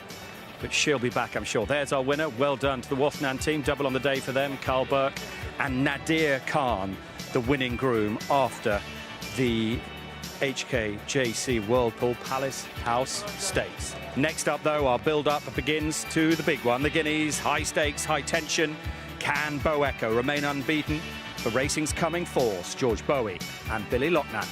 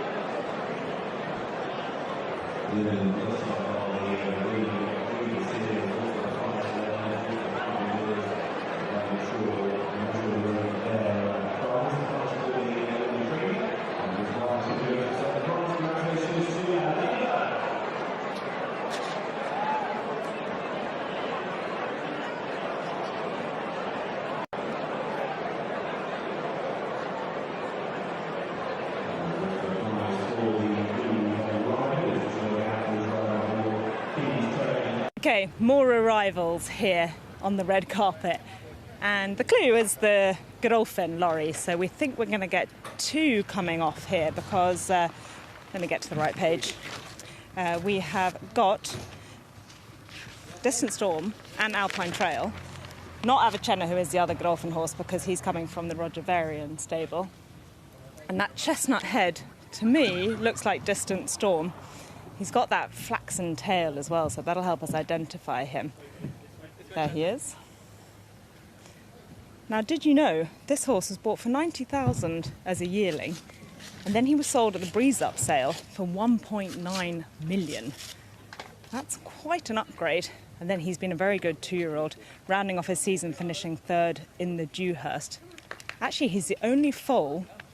No, sorry, he is a foal out of date with Destiny, who was the only foal of George Washington. So there's a little bit of intrigue to his pedigree. And then in behind him, also chestnut, that is King's Trail. I hope I've got these two the right way around. The protective boots and bandages coming off them here. He's less exposed, done less racing, got that same profile as Notable Speech, who won this race a couple of years ago. Lower rated, however, but he is undefeated, the son of See the Stars, and is lovely looking as well. He's got the lip chain on there, which you'll see the handler just holding on to. That just suggests he maybe needs a little bit of distraction from what's at hand, but look how nice and relaxed he is. Not a inkling of sweat on him. He is really quite impressive looking, well muscled, great in the skin, very much like his stablemate there, Distant Storm. The Betfred 2000 Guineas, first classic of the season. It's Newmarket's biggest day. Away they go in the 2000 Guineas. Dancing Brave quickens up in the style of a very good horse. Dancing Brave, careful round. Starkey looked round, no danger, Dancing Brave. See the Stars on the near side for Mick Kinnaird from Delegator, and See the Stars wins a 4th Guineas for Mick Kinnaird. Frankel has destroyed them from halfway. An amazing performance as Frankel heads towards the line to make every single yard in the Guineas and win it well. Shadow like the ruling court, fighting it up, and it's ruling court who will lead them home in the Guineas. Bo Echo in front, and it's Bo Echo who'll land the Royal Lodge. Stay unbeaten. It's Oxygen who's got all angles covered in the Craven. Oxygen it is who wins. Distant Storm settled so much better this afternoon in the Suffolk Stakes. It is Gustard who has got the lead, and he's going clear. Gustard was much the best. Right, this is the first glimpse of Bo Echo that we are having here in Newmarket today. Now, many of us haven't seen him since last year, where he was an undefeated 2-year-old, including winning here at the Royal Lodge. Now, he's come off the lorry, a little bit sweaty, but that is not surprising at all, because often when they make these short journeys from their stables here in Newmarket, they don't have time to kind of relax and settle into the journey, so they get on the lorry and they pretty much get out as soon as they've started their trip. So he's a little bit on his toes. He's having a look at everything, he's taking everything in. And I remember him from last year not being a particularly big, chunky, impressive, imposing horse, but what he is incredibly well balanced, and he's got a very good mind on him. All quiet there, noisier on this side. 17,000 here at Newmarket this afternoon for the 218th running of the first classic of the season. And it is the Betfred 2000 Guineas Group 1 contest over the Rolly Mile. And we start with an absentee, number 1, Al Parslan, who is not going to run. And he is going to go for the Irish Guineas in 3 weeks' time. So they're headed up now by number 2, which is Avicenna. The mount of Ray Dawson, 4 Roger Varian. 3 is Billicar for Rowan Scott. 4 Bo Echo, Billy Lochnan, and 5 Distant Storm, William Buick, both leading contenders. Bo Echo, winner of the Royal Lodge. Distant Storm was 3rd in the Dewhurst, 1 place behind Gestad. Aidan O'Brien looking for an 11th classic 2000 Guineas victory. Ryan Moore is in the saddle. 7 is Into the Sky, Dream Runner for Jim Boyle. Kieran Schumark takes the mount. 8 King's Trail, Godolphin Redcap, James Doyle. 9 Lord Britain, a big priced outsider, Benoit de la Sayette. Number 10 Needle Match, who ran pretty well in the Greenham. Only a 3rd career start this afternoon, Tom Marquand. 11 is Oxygen, another to have franked last year's Dewhurst form when reappearing in the Craven, Oisin Murphy. 12 Podrick Dawn for Charlie Pike, who would become the youngest ever licence holder to win a classic. Ed Greatrex is aboard. 13 Power Blue, David Egan, and 14 The Secret Adversary, who beat Power Blue in the Leopardstown trial for Shamie Heffernan, and they're rounded off by an outsider in 15 Venetian Prince for PJ McDonald, Andrew Borley and Jeff Smith. 14 runners contest the first classic of the season, the Betfred 2000 Guineas. Yeah, here in the betting ring, an open Guineas, a lively betting ring. These ladies have placed their bets. Who are you on? King's Trail and Needle Match. Needle Match. Needle Match is 16 to 1. King's Trail, you've got 10 to 1. Good luck. You're double parked, madam, so you'll need to see one of them off, all right? I have a bet every day. Oh, really? Well, good luck in the Guineas with your 2 here. I hope you're lucky. We're coming to Ascot. Oh, fantastic. Well, come and see us in the social stable. Right, let's have a look at the prices. We have joint second favourites, I should say. The favourite is Start at 5 to 2. Now, on the Roy Christie 50 board. They've just laid £2,000 at 4-1 on number 5, Distant Storm. Not quite the Iron Maximus bet, but still a decent bet at 4-1 on Distant Storm. He's come into 7-2. Elsewhere at prices, Needle Match has been nibbled at, now 14-1 on the board we can see in front of us. Oxygen solid at 11-1. But speaking to the bookies here on the rail, it's quite a calm betting heat in terms of the favourites at the moment. But as we heard from Kevin yesterday, perhaps the 5 minutes before the Guineas will give us all the clues we need from the ring. We'll follow that closely. The scene is set. A few storylines in this year's Guineas. George Bowie and Billy Loughnane go for their biggest win of their careers with Bow Echo. Stard was in, out, in again. A win would be bananas. What about Into the Sky? It'd be a fairy tale story for Epsom trainer Jim Boyle. The Betfred 2000 Guineas is moments away.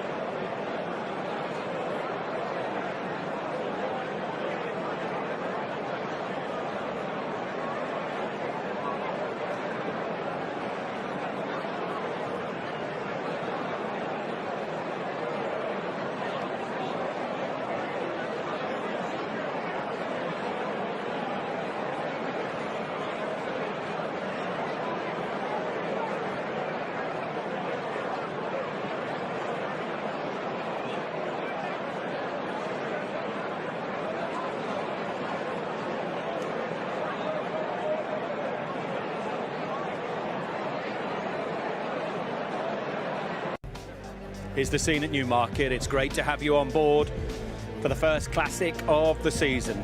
We've got the 1000 tomorrow. Now we have the Betfred 2000 Guineas. Let's see the horses with Francesca. Now we've seen him coming off the lorry, now we can see him in the parade ring. And gosh, look at his demeanour. He is so relaxed. He's walking around here like he doesn't have a care in the world. Great to see so many people lining the paddock here, coming to have a look at them. And look, he's a big, strong horse. Would you say he's maybe carrying a little bit of condition? It's his first run of the year. He was busy as a 2-year-old, and he's got the best 2-year-old form coming into this. Now, behind him, Avicenna. This is the fancy of Adele and Jason. He was second in the Craven, and he was held up a bit that day. And then when he was let loose, he really rattled home.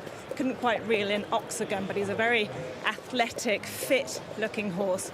And it'd be interesting to see when they let him really roll along here, probably with a bit of a faster pace, bigger field. Not particularly big, Avicenna, compared to some of these. This one here is Needle Match. Now, a lot of talk about this horse. This is William Haggis's runner. Only his third runner in a Guineas, and perhaps a little bit surprising because he was fourth in the Greenham, and they've elected to roll the dice and run him in the Craven. He was really running on that day. He was out the back, and then he finished impressively. He's a nice-looking horse. He's big, he's strong, he's quite laid back, and we'll see what he can do here today.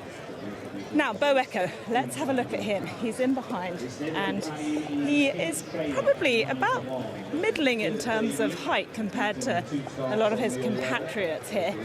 And I'd say he has grown a good bit over the winter, but in terms of substance, he wouldn't be one of the heavier ones here. I think he's nicely balanced. The trainer's been very happy with his preparation coming into this, and he's got some good 2-year-old form. Well, once Aidan O'Brien starts saddling up, you won't get near him. But if you're clever, you go in early. How are you? Good. Great to see you. Very good, Matt. You too. Thanks very much. So this horse, he was going to run, then he wasn't going to run. Yes. Now he is running. Yes. With that prep, Yes. how sure are you that he's ready for today? I know everything's went well with this horse all the way. He's experienced horse. He ran plenty last year. He ran the Jew horse. He ran America. Ryan rode him into Conqueror when we did the most with the horses of that day, and obviously very different ground, but everything's went very well with him since. Is he a horse you think's progressed from 2 to 3? Yeah, we think he has physically. Yeah, we thought he was a very good horse last year as well. He was unlucky. I think he was second in 3 Group 1s, and he was probably a little bit unlucky in all of them, and then he went to America and won. And no, everything has went great with him really since. So do you come here, what kind of frame of mind do you come here, Aidan? Are you ready to roll? Yes, we're happy with him. Obviously, it's his first run of the year, so they will all progress from the first run, but we're very happy with him. He's done all the right things, and he's done plenty of work. Couldn't be happier, and looking forward to seeing him run. Well, he looks magnificent, and I have to say, you're every chance of winning best turned out yourself, so lovely to see you. Thanks, Matt. Now we've got a couple of bigger prices next. This is Paddock Dawn, who goes for the youngest trainer currently operating. He's only 24, his trainer, in his first season. So good luck to Charlie Pike here with this horse. He's only had a couple of starts, done nothing wrong, but he's going to need to improve to mix it with the big boys here. In behind him is Bill Carr, another one at a big price. He goes for Carl Burke and Rowan Scott. He was actually fourth in the Newmarket Maiden to Distant Storm, and he was fifth in that same Burradon that Paddock Dawn came through. Lovely to look at. He's got a nice shine on his coat, but in terms of form, he does need to step up. Now, the one in behind has come in for a good bit of support as he just trips up there in behind. It's the Secret Adversary. He's trained by Fozzie Stack in Ireland, and what I really liked was his last run on his seasonal reappearance, when he really powered to the line and looked very smart. That was over 7 furlongs, and he beat Power Blue, which is the horse that Kevin fancies here. Now, I think he's really turned into a man, this flashy chestnut. He's got some good muscle tone over his shoulder and his hind end, and I'm liking what I'm seeing here. And in behind him, Power Blue, who's the horse he beat last time. He's got some good 2-year-old form as well, this horse. He beat True Love in the Phoenix. That's very good form because she's one of the leading fancies for the 1,000 guineas tomorrow. Not particularly big, well put together, and plenty of experience. Well, here's Jim Boyle into the sky. Jim, is there a little bit of you just pinching yourself that you are here for the Betfred 2,000 guineas? Yeah, more than a little bit. Yeah, no, a large part myself. Yeah, but look, it's been a long time in the making, and thrilled to finally be here with a run like this in a race like this. Yeah, if someone had said to you 5 years ago you're going to be in the 2,000 guineas with a runner for Michael Table or Doreen Table, what would you have said? Here he is, big boy, isn't he? He's a big boy.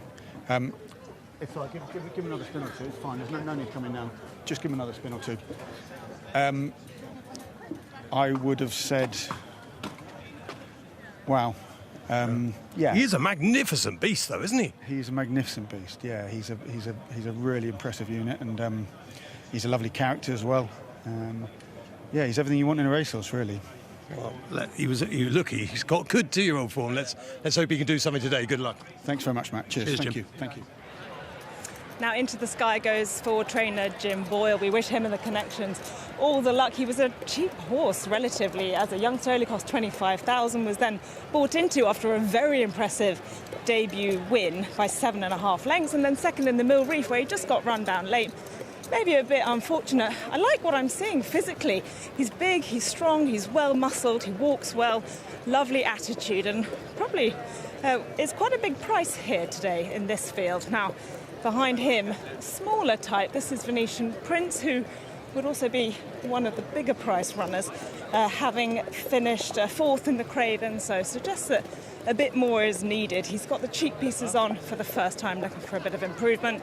He's very well bred, being a half-brother to See the Fire, and the Baldings have been absolutely rocking and rolling today. Now, let's have a look at this next horse, because as I was going through the form, I kept coming back to him. And this is Oxygen for the Gosdens. Now, we've already seen him this year because he won the Craven. Admittedly, it was a Craven that slightly fell apart with some late defections, but take nothing away from him because he led and he won, and he really appeared to have grown up a lot. He's had those cheek pieces on for the first time. He's very well bred, this horse, and the Gosdens have said he can be a little bit, distracted easily, but I think he's grown up and he's really concentrating. Getting a fraction warm, but nothing to worry about. Well, this is the time you just try and catch a trainer before it all goes crazy before the Guineas. Roger Varen's always, look at him, just complete calmness personified. But Avicenna is a horse who should have come on for the comeback, and a lot of people think he might have a really good each-way chance here. He deserves to be here, Matt. Shortly we're going to find out if he's good enough or not, but he had a lovely preparation in the Craven Stakes. We were happy with that performance. I think he's improved since then. A mile on fast ground should suit him well. I think he's in good form. It's a big ask, isn't it? So, we'll give it a go and we'll see. But I'm very happy with the horse. Well, you are a classic winning trainer, really. Go well today. Thanks, Matt. Thanks.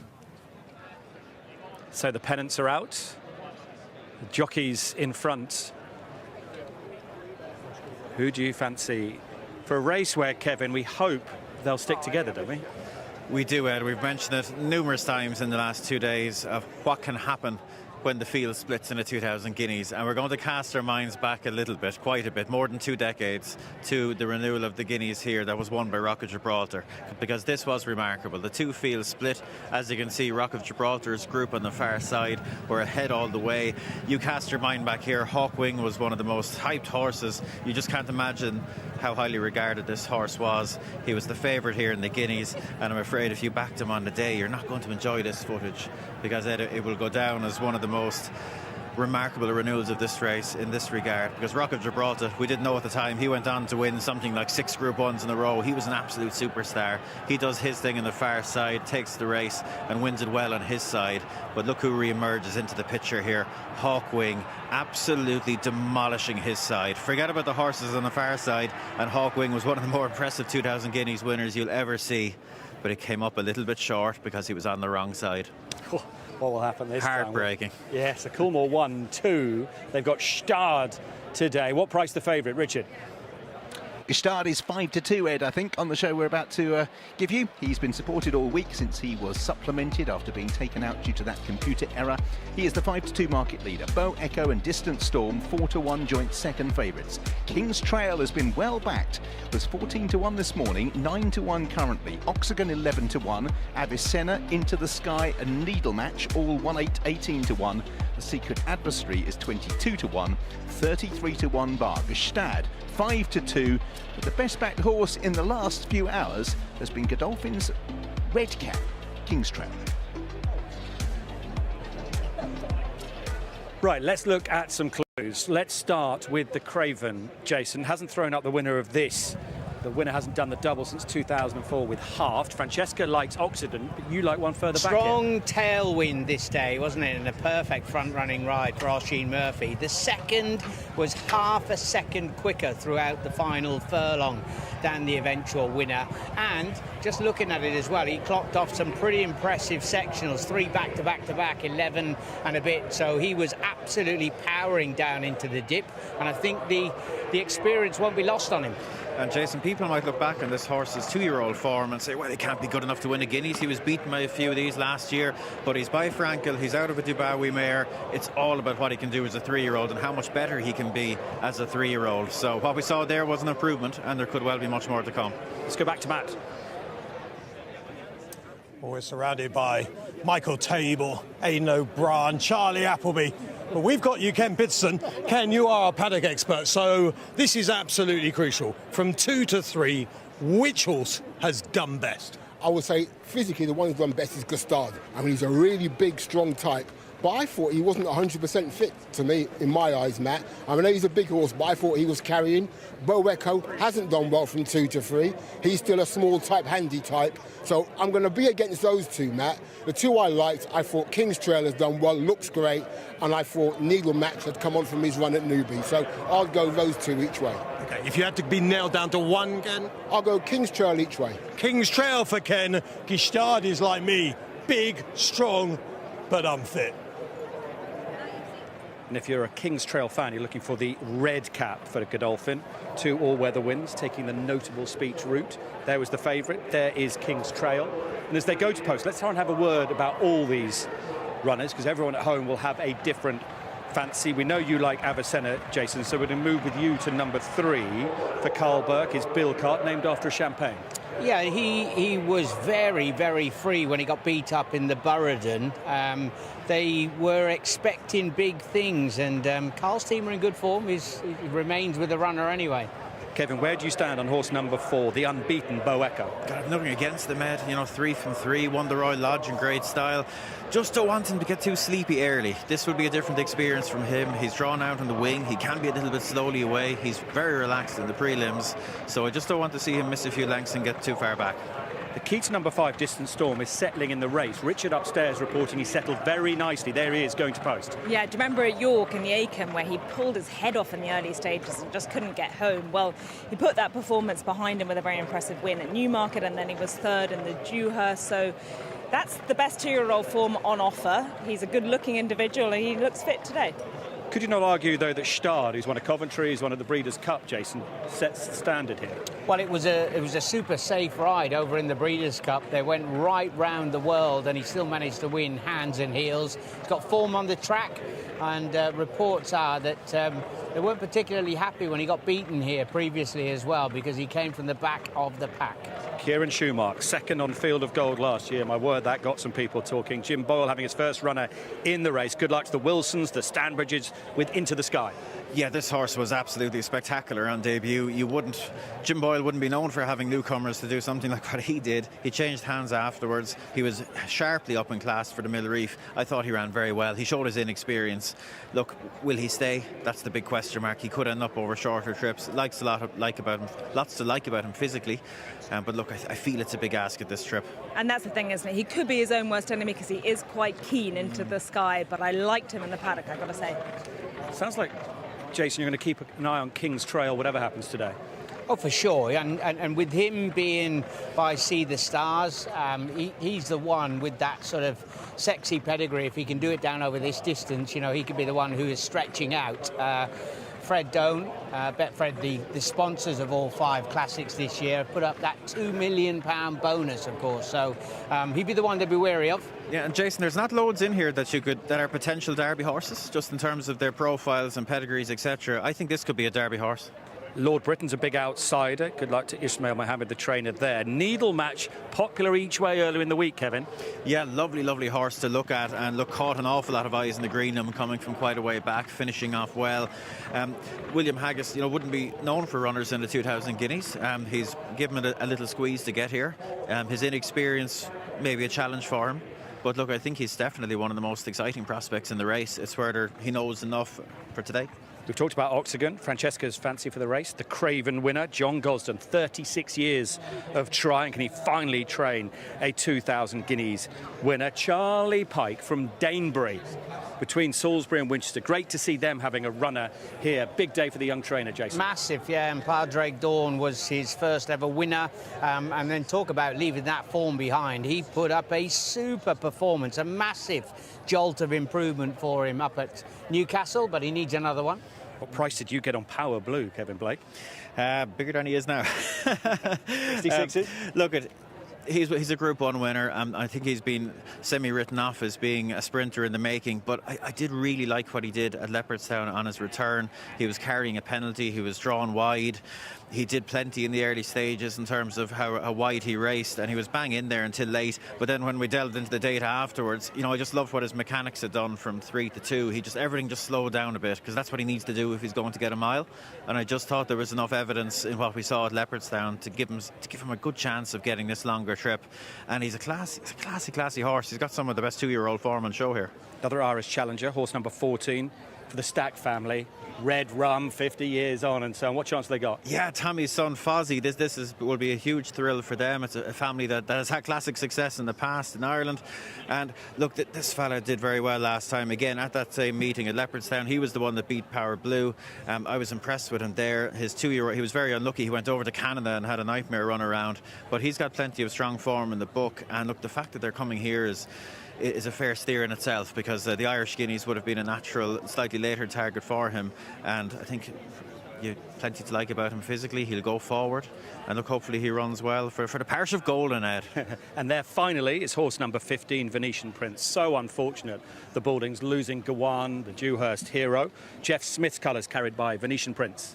Yeah, and a family they know well, isn't it? This one being a half-brother to See the Fire. He's the only one without any fancy entries, and he does need to improve on the form that he has shown so far. He does have fitness on his side, and he's got the cheek pieces on for the first time. But at 66-1, it would probably be a surprise. Adele, how are they looking at the start?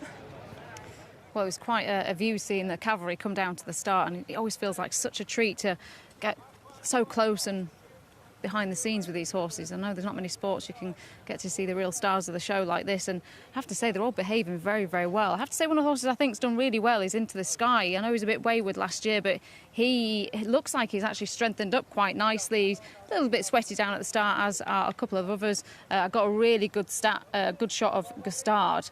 I thought he has done so well, because for a big horse he really looks like he's strengthened up, but you can just see now jockeys are just checking their stirrups, making sure that they ride nice and even. Oshin, as you see, legs out of the stirrups, just keeping Oxygen nice and warm. He's actually got quite sweaty down at the start, but he's trying to keep him nice and relaxed. But he's probably a little bit of a negative for me. Looks a bit of a free sweater at the moment. The big positive in the ring is Distant Storm. 100-30 last time we saw at the bottom of your screen, being very well backed in the Godolphin Blue for Charlie Appleby, who's won 3 of the last 4. 2,000 guineas. Kevin, you must love this. It's high stakes time, isn't it? Oh, Ed, it doesn't get much bigger than this. You walk around a parade ring like this, you've got the biggest players in world racing and bloodstock, and they're all quiet, they're all nervy, because races like this really, really matter. The result of this race could change lives, can shape the future of the bloodstock business. Think back to See the Stars, Frankel winning races like this before they've gone on to change the breed. And there could be a See the Stars or a Frankel in here, Ed. We just haven't seen it yet. Big crowd again. Emma Blackburn just informing me there's nearly 18,000 people actually here. We might have a new favourite before the off here. These last few moments so important in the betting. Distant Storm could go off favourite. He could. Support for Distant Storm. Stard at second favourite there. Bo Echo, you wonder if he's just been a little bit forgotten about, don't you? Because he was the long-term favourite for the last few weeks, and then maybe everyone's just thought, let's try and be a bit more clever about it and give some chance to some bigger priced horses. But Bo Echo 3 from 3, including a win in the Royal Lodge. Big move positive there. Avicenna into 12-1 from 20s. A lot of money for him late on. Yeah, the 2 Godolphin horses being very well backed. Set to go off joint favourite in the Guineas. Richard. Lord Britain amongst those that go forward. Billicar as well towards the far side. Billicar will be the last one into stall number 6. Just move forward. All set. Long hold. Very long hold. And they're off. The Classics for 2026 get underway, and Gustard is the first one to move straight to the lead, in company as well with Into the Sky over on the far side, Venetian Prince towards the near side, and King's Trail. Billicar over on the far side as well, and we've got 2 groups with Distant Storm over in that far side with the Secret Adversary and also Needle Match. So those are the 5 over towards the far side. Gustard closer to the near side with Avicenna, Power Blue and Venetian Prince, followed through by Patrick Dawn. Oxygen quite well back in that group. Bo Echo also So right at the back of that group. It's the far side group that have the lead early on, with Billicar into the sky, towing along. The likes of Needle Match, Distant Storm in the all blue, the far side with the Secret Adversary. Venetian Prince up the centre with Gestard right at their head. King's Trail in the red cap. Bow Echo's making ground in the yellow colours, but we're heading on down past the halfway stage. And out in the lead, Billicar leads the Guineas field with Into the Sky. Distant Storm with Needle Match. The near side group beginning to make ground, and King's Trail is moving through nicely in the red cap to come and press Gestard. The Secret Adversary, Bow Echo, is making ground now. The yellow colours, his rider glances across to see where they are. They're fanned out all over the Rolling Mile. Into the Sky for Kieran Schumacher, and Distant Storm on the left-hand side. Gestard and Bow Echo, the big guns coming to the fore. Gestard with Bow Echo on the near side, moving to the lead in the Guineas. Bow Echo leading by a length or so. Gestard drifting away. The two are clear. It is Bow Echo for George Bowie and Billy Loughnane. Bow Echo won the Guineas to the delight of Billy Loughnane. Gestard second, they streeted the rest. Distant Storm, the Secret Adversary. Then Oxygen, Podrick Dawn's in that group. But it is all about the front two, and it is all about Bow Echo, who has put them to the sword. Billy Loughnane and George Bowie, the colours of the late Sheikh Mohammed Obeid, and how he would love to have witnessed this on the Rolling Mile. His unbeaten colt, the son of Knight of Thunder, who provided one of the big shocks in the Guineas when he beat Kingman. This was not a shock, only perhaps in the manner of the way it was accomplished. It is Bow Echo beating Gestard, and they were clear of Distant Storm. A classic for Billy Loughnane. At the age of just 20, for the 34-year-old trainer George Bowie, who's had him absolutely spot on the day. For that young man, he's walked this track every evening for the last 2 weeks. He's watched video after video of 2,000 Guineas. He's left nothing behind in his preparation. And Jason Weaver, Billy Loughnane, is a Guineas winner. And the amount of pressure, not just on Billy, but also on George, everybody, the whole of Newmarket was talking, saying, how often are they going to keep on looking underneath the bonnet? How much has he been working on the racecourse, on the Albahatry, on the Cambridge Road, at Kempton, here at Newmarket as well? Trained on the data as well as by eye, touch and feel by the excellent George Bowie. And, of course, Billy the Kid, absolutely flying. And look, as a trainer as well, Jason, like these are the tasks that make or break great trainers. This is what makes great trainers. To have a day in the calendar in early May that matters more than any, and to deliver him there in the shape that he has, for that young man to execute the plan that they had. They came right back out of the stalls. They seemed to go quite hard the whole way, but my God, it's what you love to see in a classic. Two proper ones have come right away from the rest, but there's no doubt about the winner, Bow Echo. Who's come to meet Christian Archer, the winning groom. Bow Echo wins the Guineas and wins, Francesca, in absolutely emphatic fashion. He really does, doesn't he? I mean, you think maybe we were all overthinking it. He was the undefeated Class 2-year-old coming into this. We hadn't seen him yet this year, yet the reports from the stable were positive all along. And just think, for George Bowie, he started training in 2019. He won his first Guineas with Cachet, the 1,000 Guineas in 2022. And here he is, winning another one, this time the 2,000 Guineas with this horse, Bow Echo, for the late Sheikh Mohammed Obeid. It was a tiny little bit as they were just into the bottom of the dip, and Billy looked across to his right-hand side, and he must have thought, oh, Ryan, I've got your number. Did you hear him then shouting, I've won the 2,000 Guineas. You have, Billy. And now he's going to parade Bow Echo in front of the stands. What a popular Newmarket win this is going to be, and how the late Sheikh Mohammed Obeid would have loved this. And what a testament this horse is to Sheikh Mohammed Obeid's breeding. This colt is actually inbred to the dam of Dabawi 3x3. This is Sheikh Mohammed Obeid, both sides.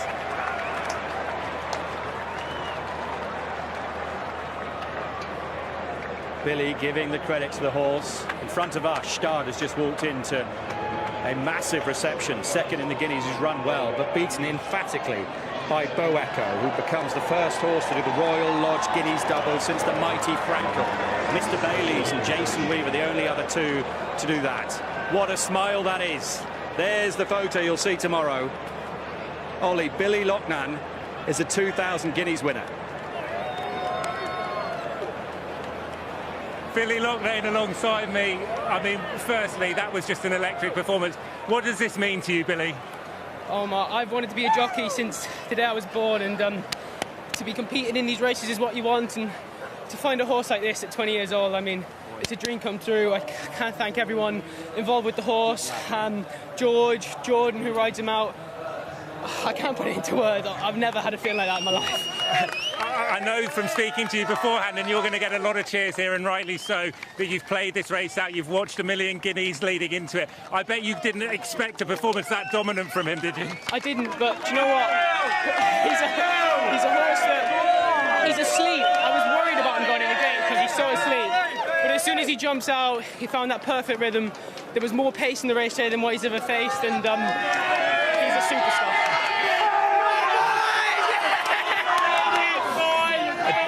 Just a word, Bill, if I can, on the trainer, George. A lot of pressure on his shoulders. The youngest trainer in the post-war era to win the 1,000 and 2,000 guineas now.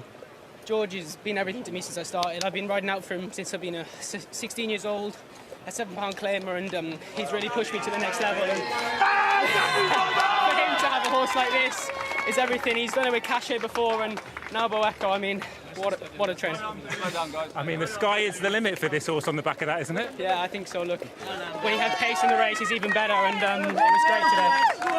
Let's just grab a quick word with Jordan, if we can. This is everything you would have dreamed of as well, isn't it? Yeah, absolutely delighted. It's been a pleasure to ride him all year. I'm stuck for words. Listen to this. Billy the Kid is a Guineas winner. Well done, Billy. And don't be deceived by that smile. He is an assassin in the saddle. He's at Peter O'Sullivan House as he throws his goggles to the crowd every single morning with the Injured Jockeys Fund. And now he is going to get one mega Newmarket reception.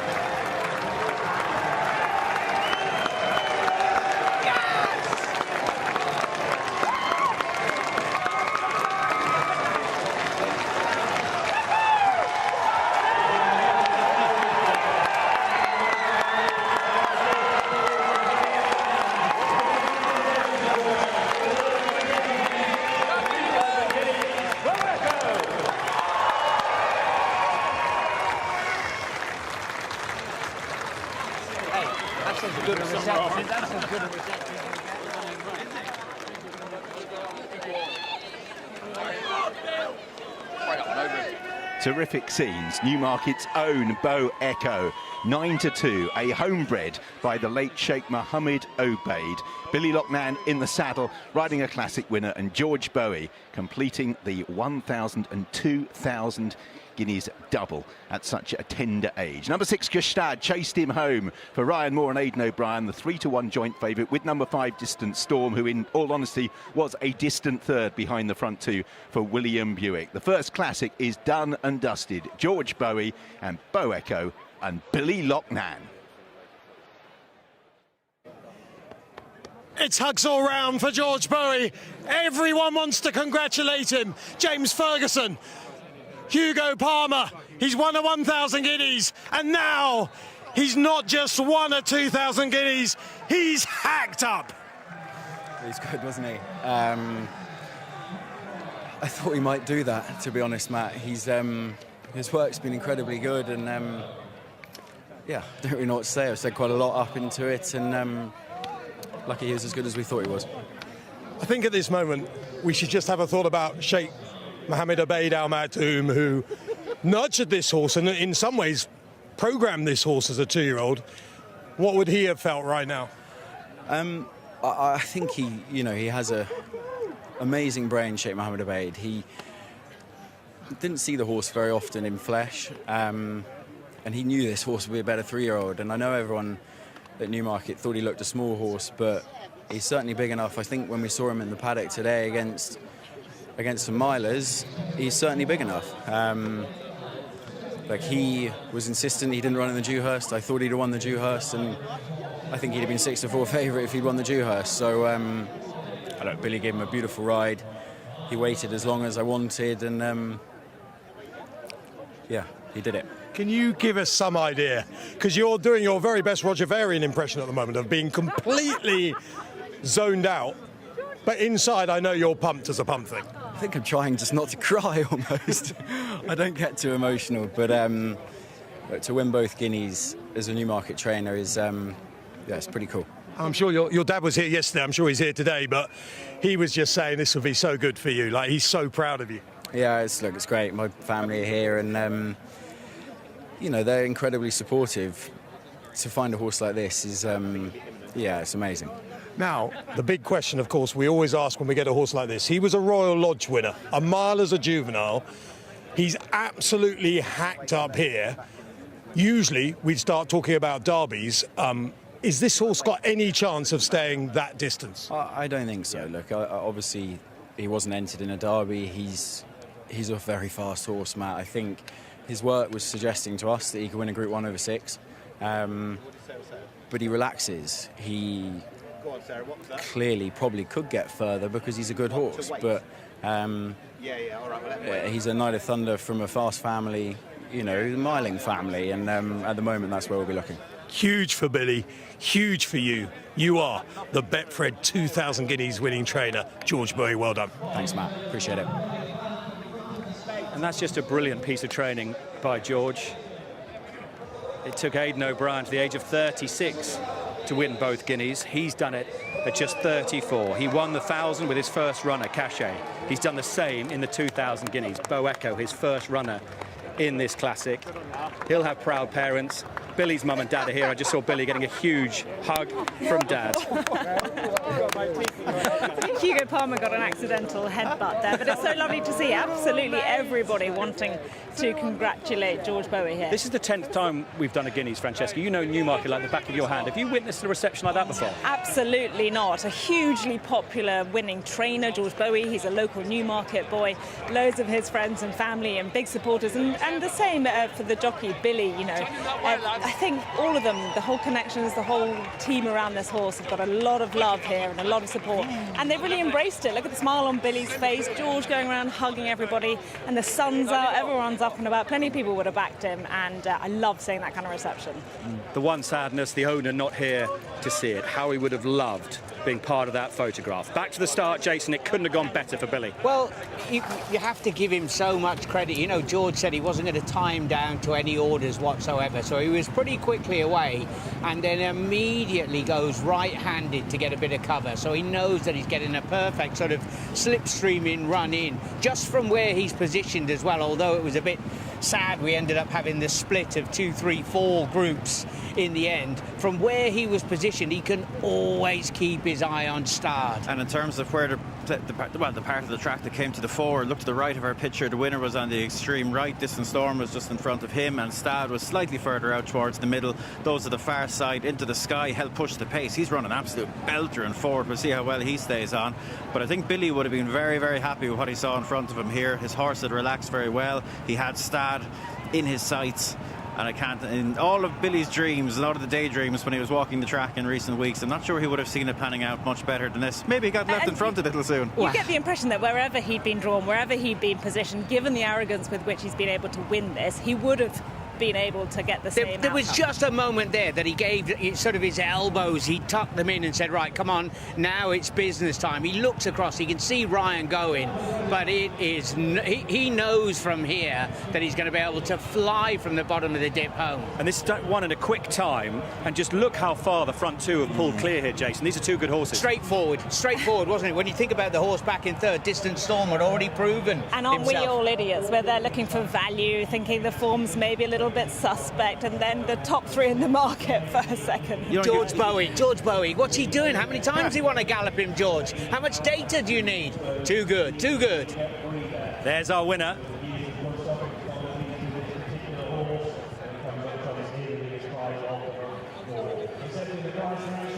Let's go out to Ollie. Well, the proudest man in the whole racecourse, I'm sure. I mean, Mum's run away. She doesn't want to be on camera, but Dad, your son's just won the 2000 Guineas at 20 years of age. I watched Pat Edery, Mick Canaan, Johnny Murtaugh all my life as a stable lad, and never ever thought, what a man. I'm absolutely speechless and happy. I bet, and rightly so. Yeah. How was he in the lead-up? Cool as a cucumber. And I just was with George before the race, same. And I was up at 4:30 this morning, bouncing in the bed. Box walking. Box walking. But you know something, what a young man. And listen, I've got 2 kids and I'm so proud of the both of them. And 1% sire, 99% dam. But listen, it doesn't happen to people like us. And it's brilliant. All the hard work over years, and you see come to days like this. I don't even train it, but it's brilliant. So it's awesome. Absolutely made up. What's magic as well, both your kids are credits to you and Mum, but the public have really taken to your boy Billy. Listen, he's only at the job 3.5 years, and he was always good on the ponies growing up. But listen, that's some pressure for a young man today, and take Donegal O'Brien out of it, he's probably the youngest, I think, and him and George as a combination are the youngest. So, like, George Bowie is, the day I spoke to him at the sales in October and said, I think I have a good young lad here, will you give him a chance? And we were just talking about before, and it was the best ever. And he's been, he's got a great agent, Tony Hine, what a man. Yeah. And he's been helped along by a lot of good trainers, Charlie Appleby, and so I'm up here today as a Billy fan, and it's just absolutely awesome. It's great. So proud for you all. Well done. Yeah. Enjoy tonight. Thank you very much. Cheers. Man. How proud he must be. Likewise, Mum Claire, their boy who had his first ride in October 2022 on Star Fighter at Newcastle. His first winner in November of that year on Swift's Dream at Wolverhampton. Last year he set that 21st century record of 222 wins in a season. Now Billy is a classic winner. Fred Doan in charge of the presentation. Liam O'Rourke and Abdullah Al Mansouri up there for the owners. The winning groom, Jordan McMurray, who rides in every day, will get a prize as well. Here he comes. Fantastic. Bowie will get so much satisfaction, because he backed Billy from such an early age. I know his talent and everything was so obvious from an early stage, but for a young trainer to really back him behind a young jockey, shows a lot of faith. And for them to do this together will enhance it even more. And Billy, look, he's such a model professional, from the outset, so polished. You can see there, he's a tall lad. He has to work very, very hard every day, but today will make it all worthwhile. Full marks for Jim Boyle. Into the Skies run really well. Otherwise, the stacks with Poreg Dawn. We'll look back on that tomorrow, I'm sure. So much to pick out from the Guineas. Live action from here, Hamilton and Salisbury from 1:15 on ITV1. That was fun. Newmarket at its best in the sun. A day that's belonged to Bo Echo, George and Billy. Bye-bye.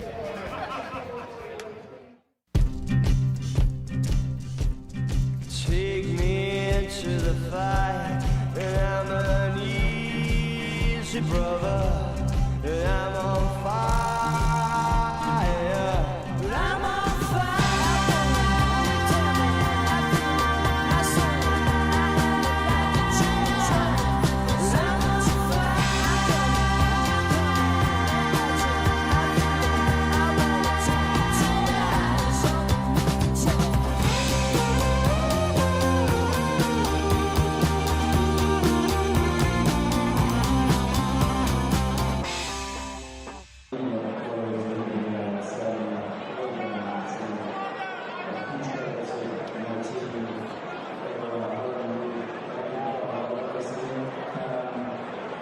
Thank you.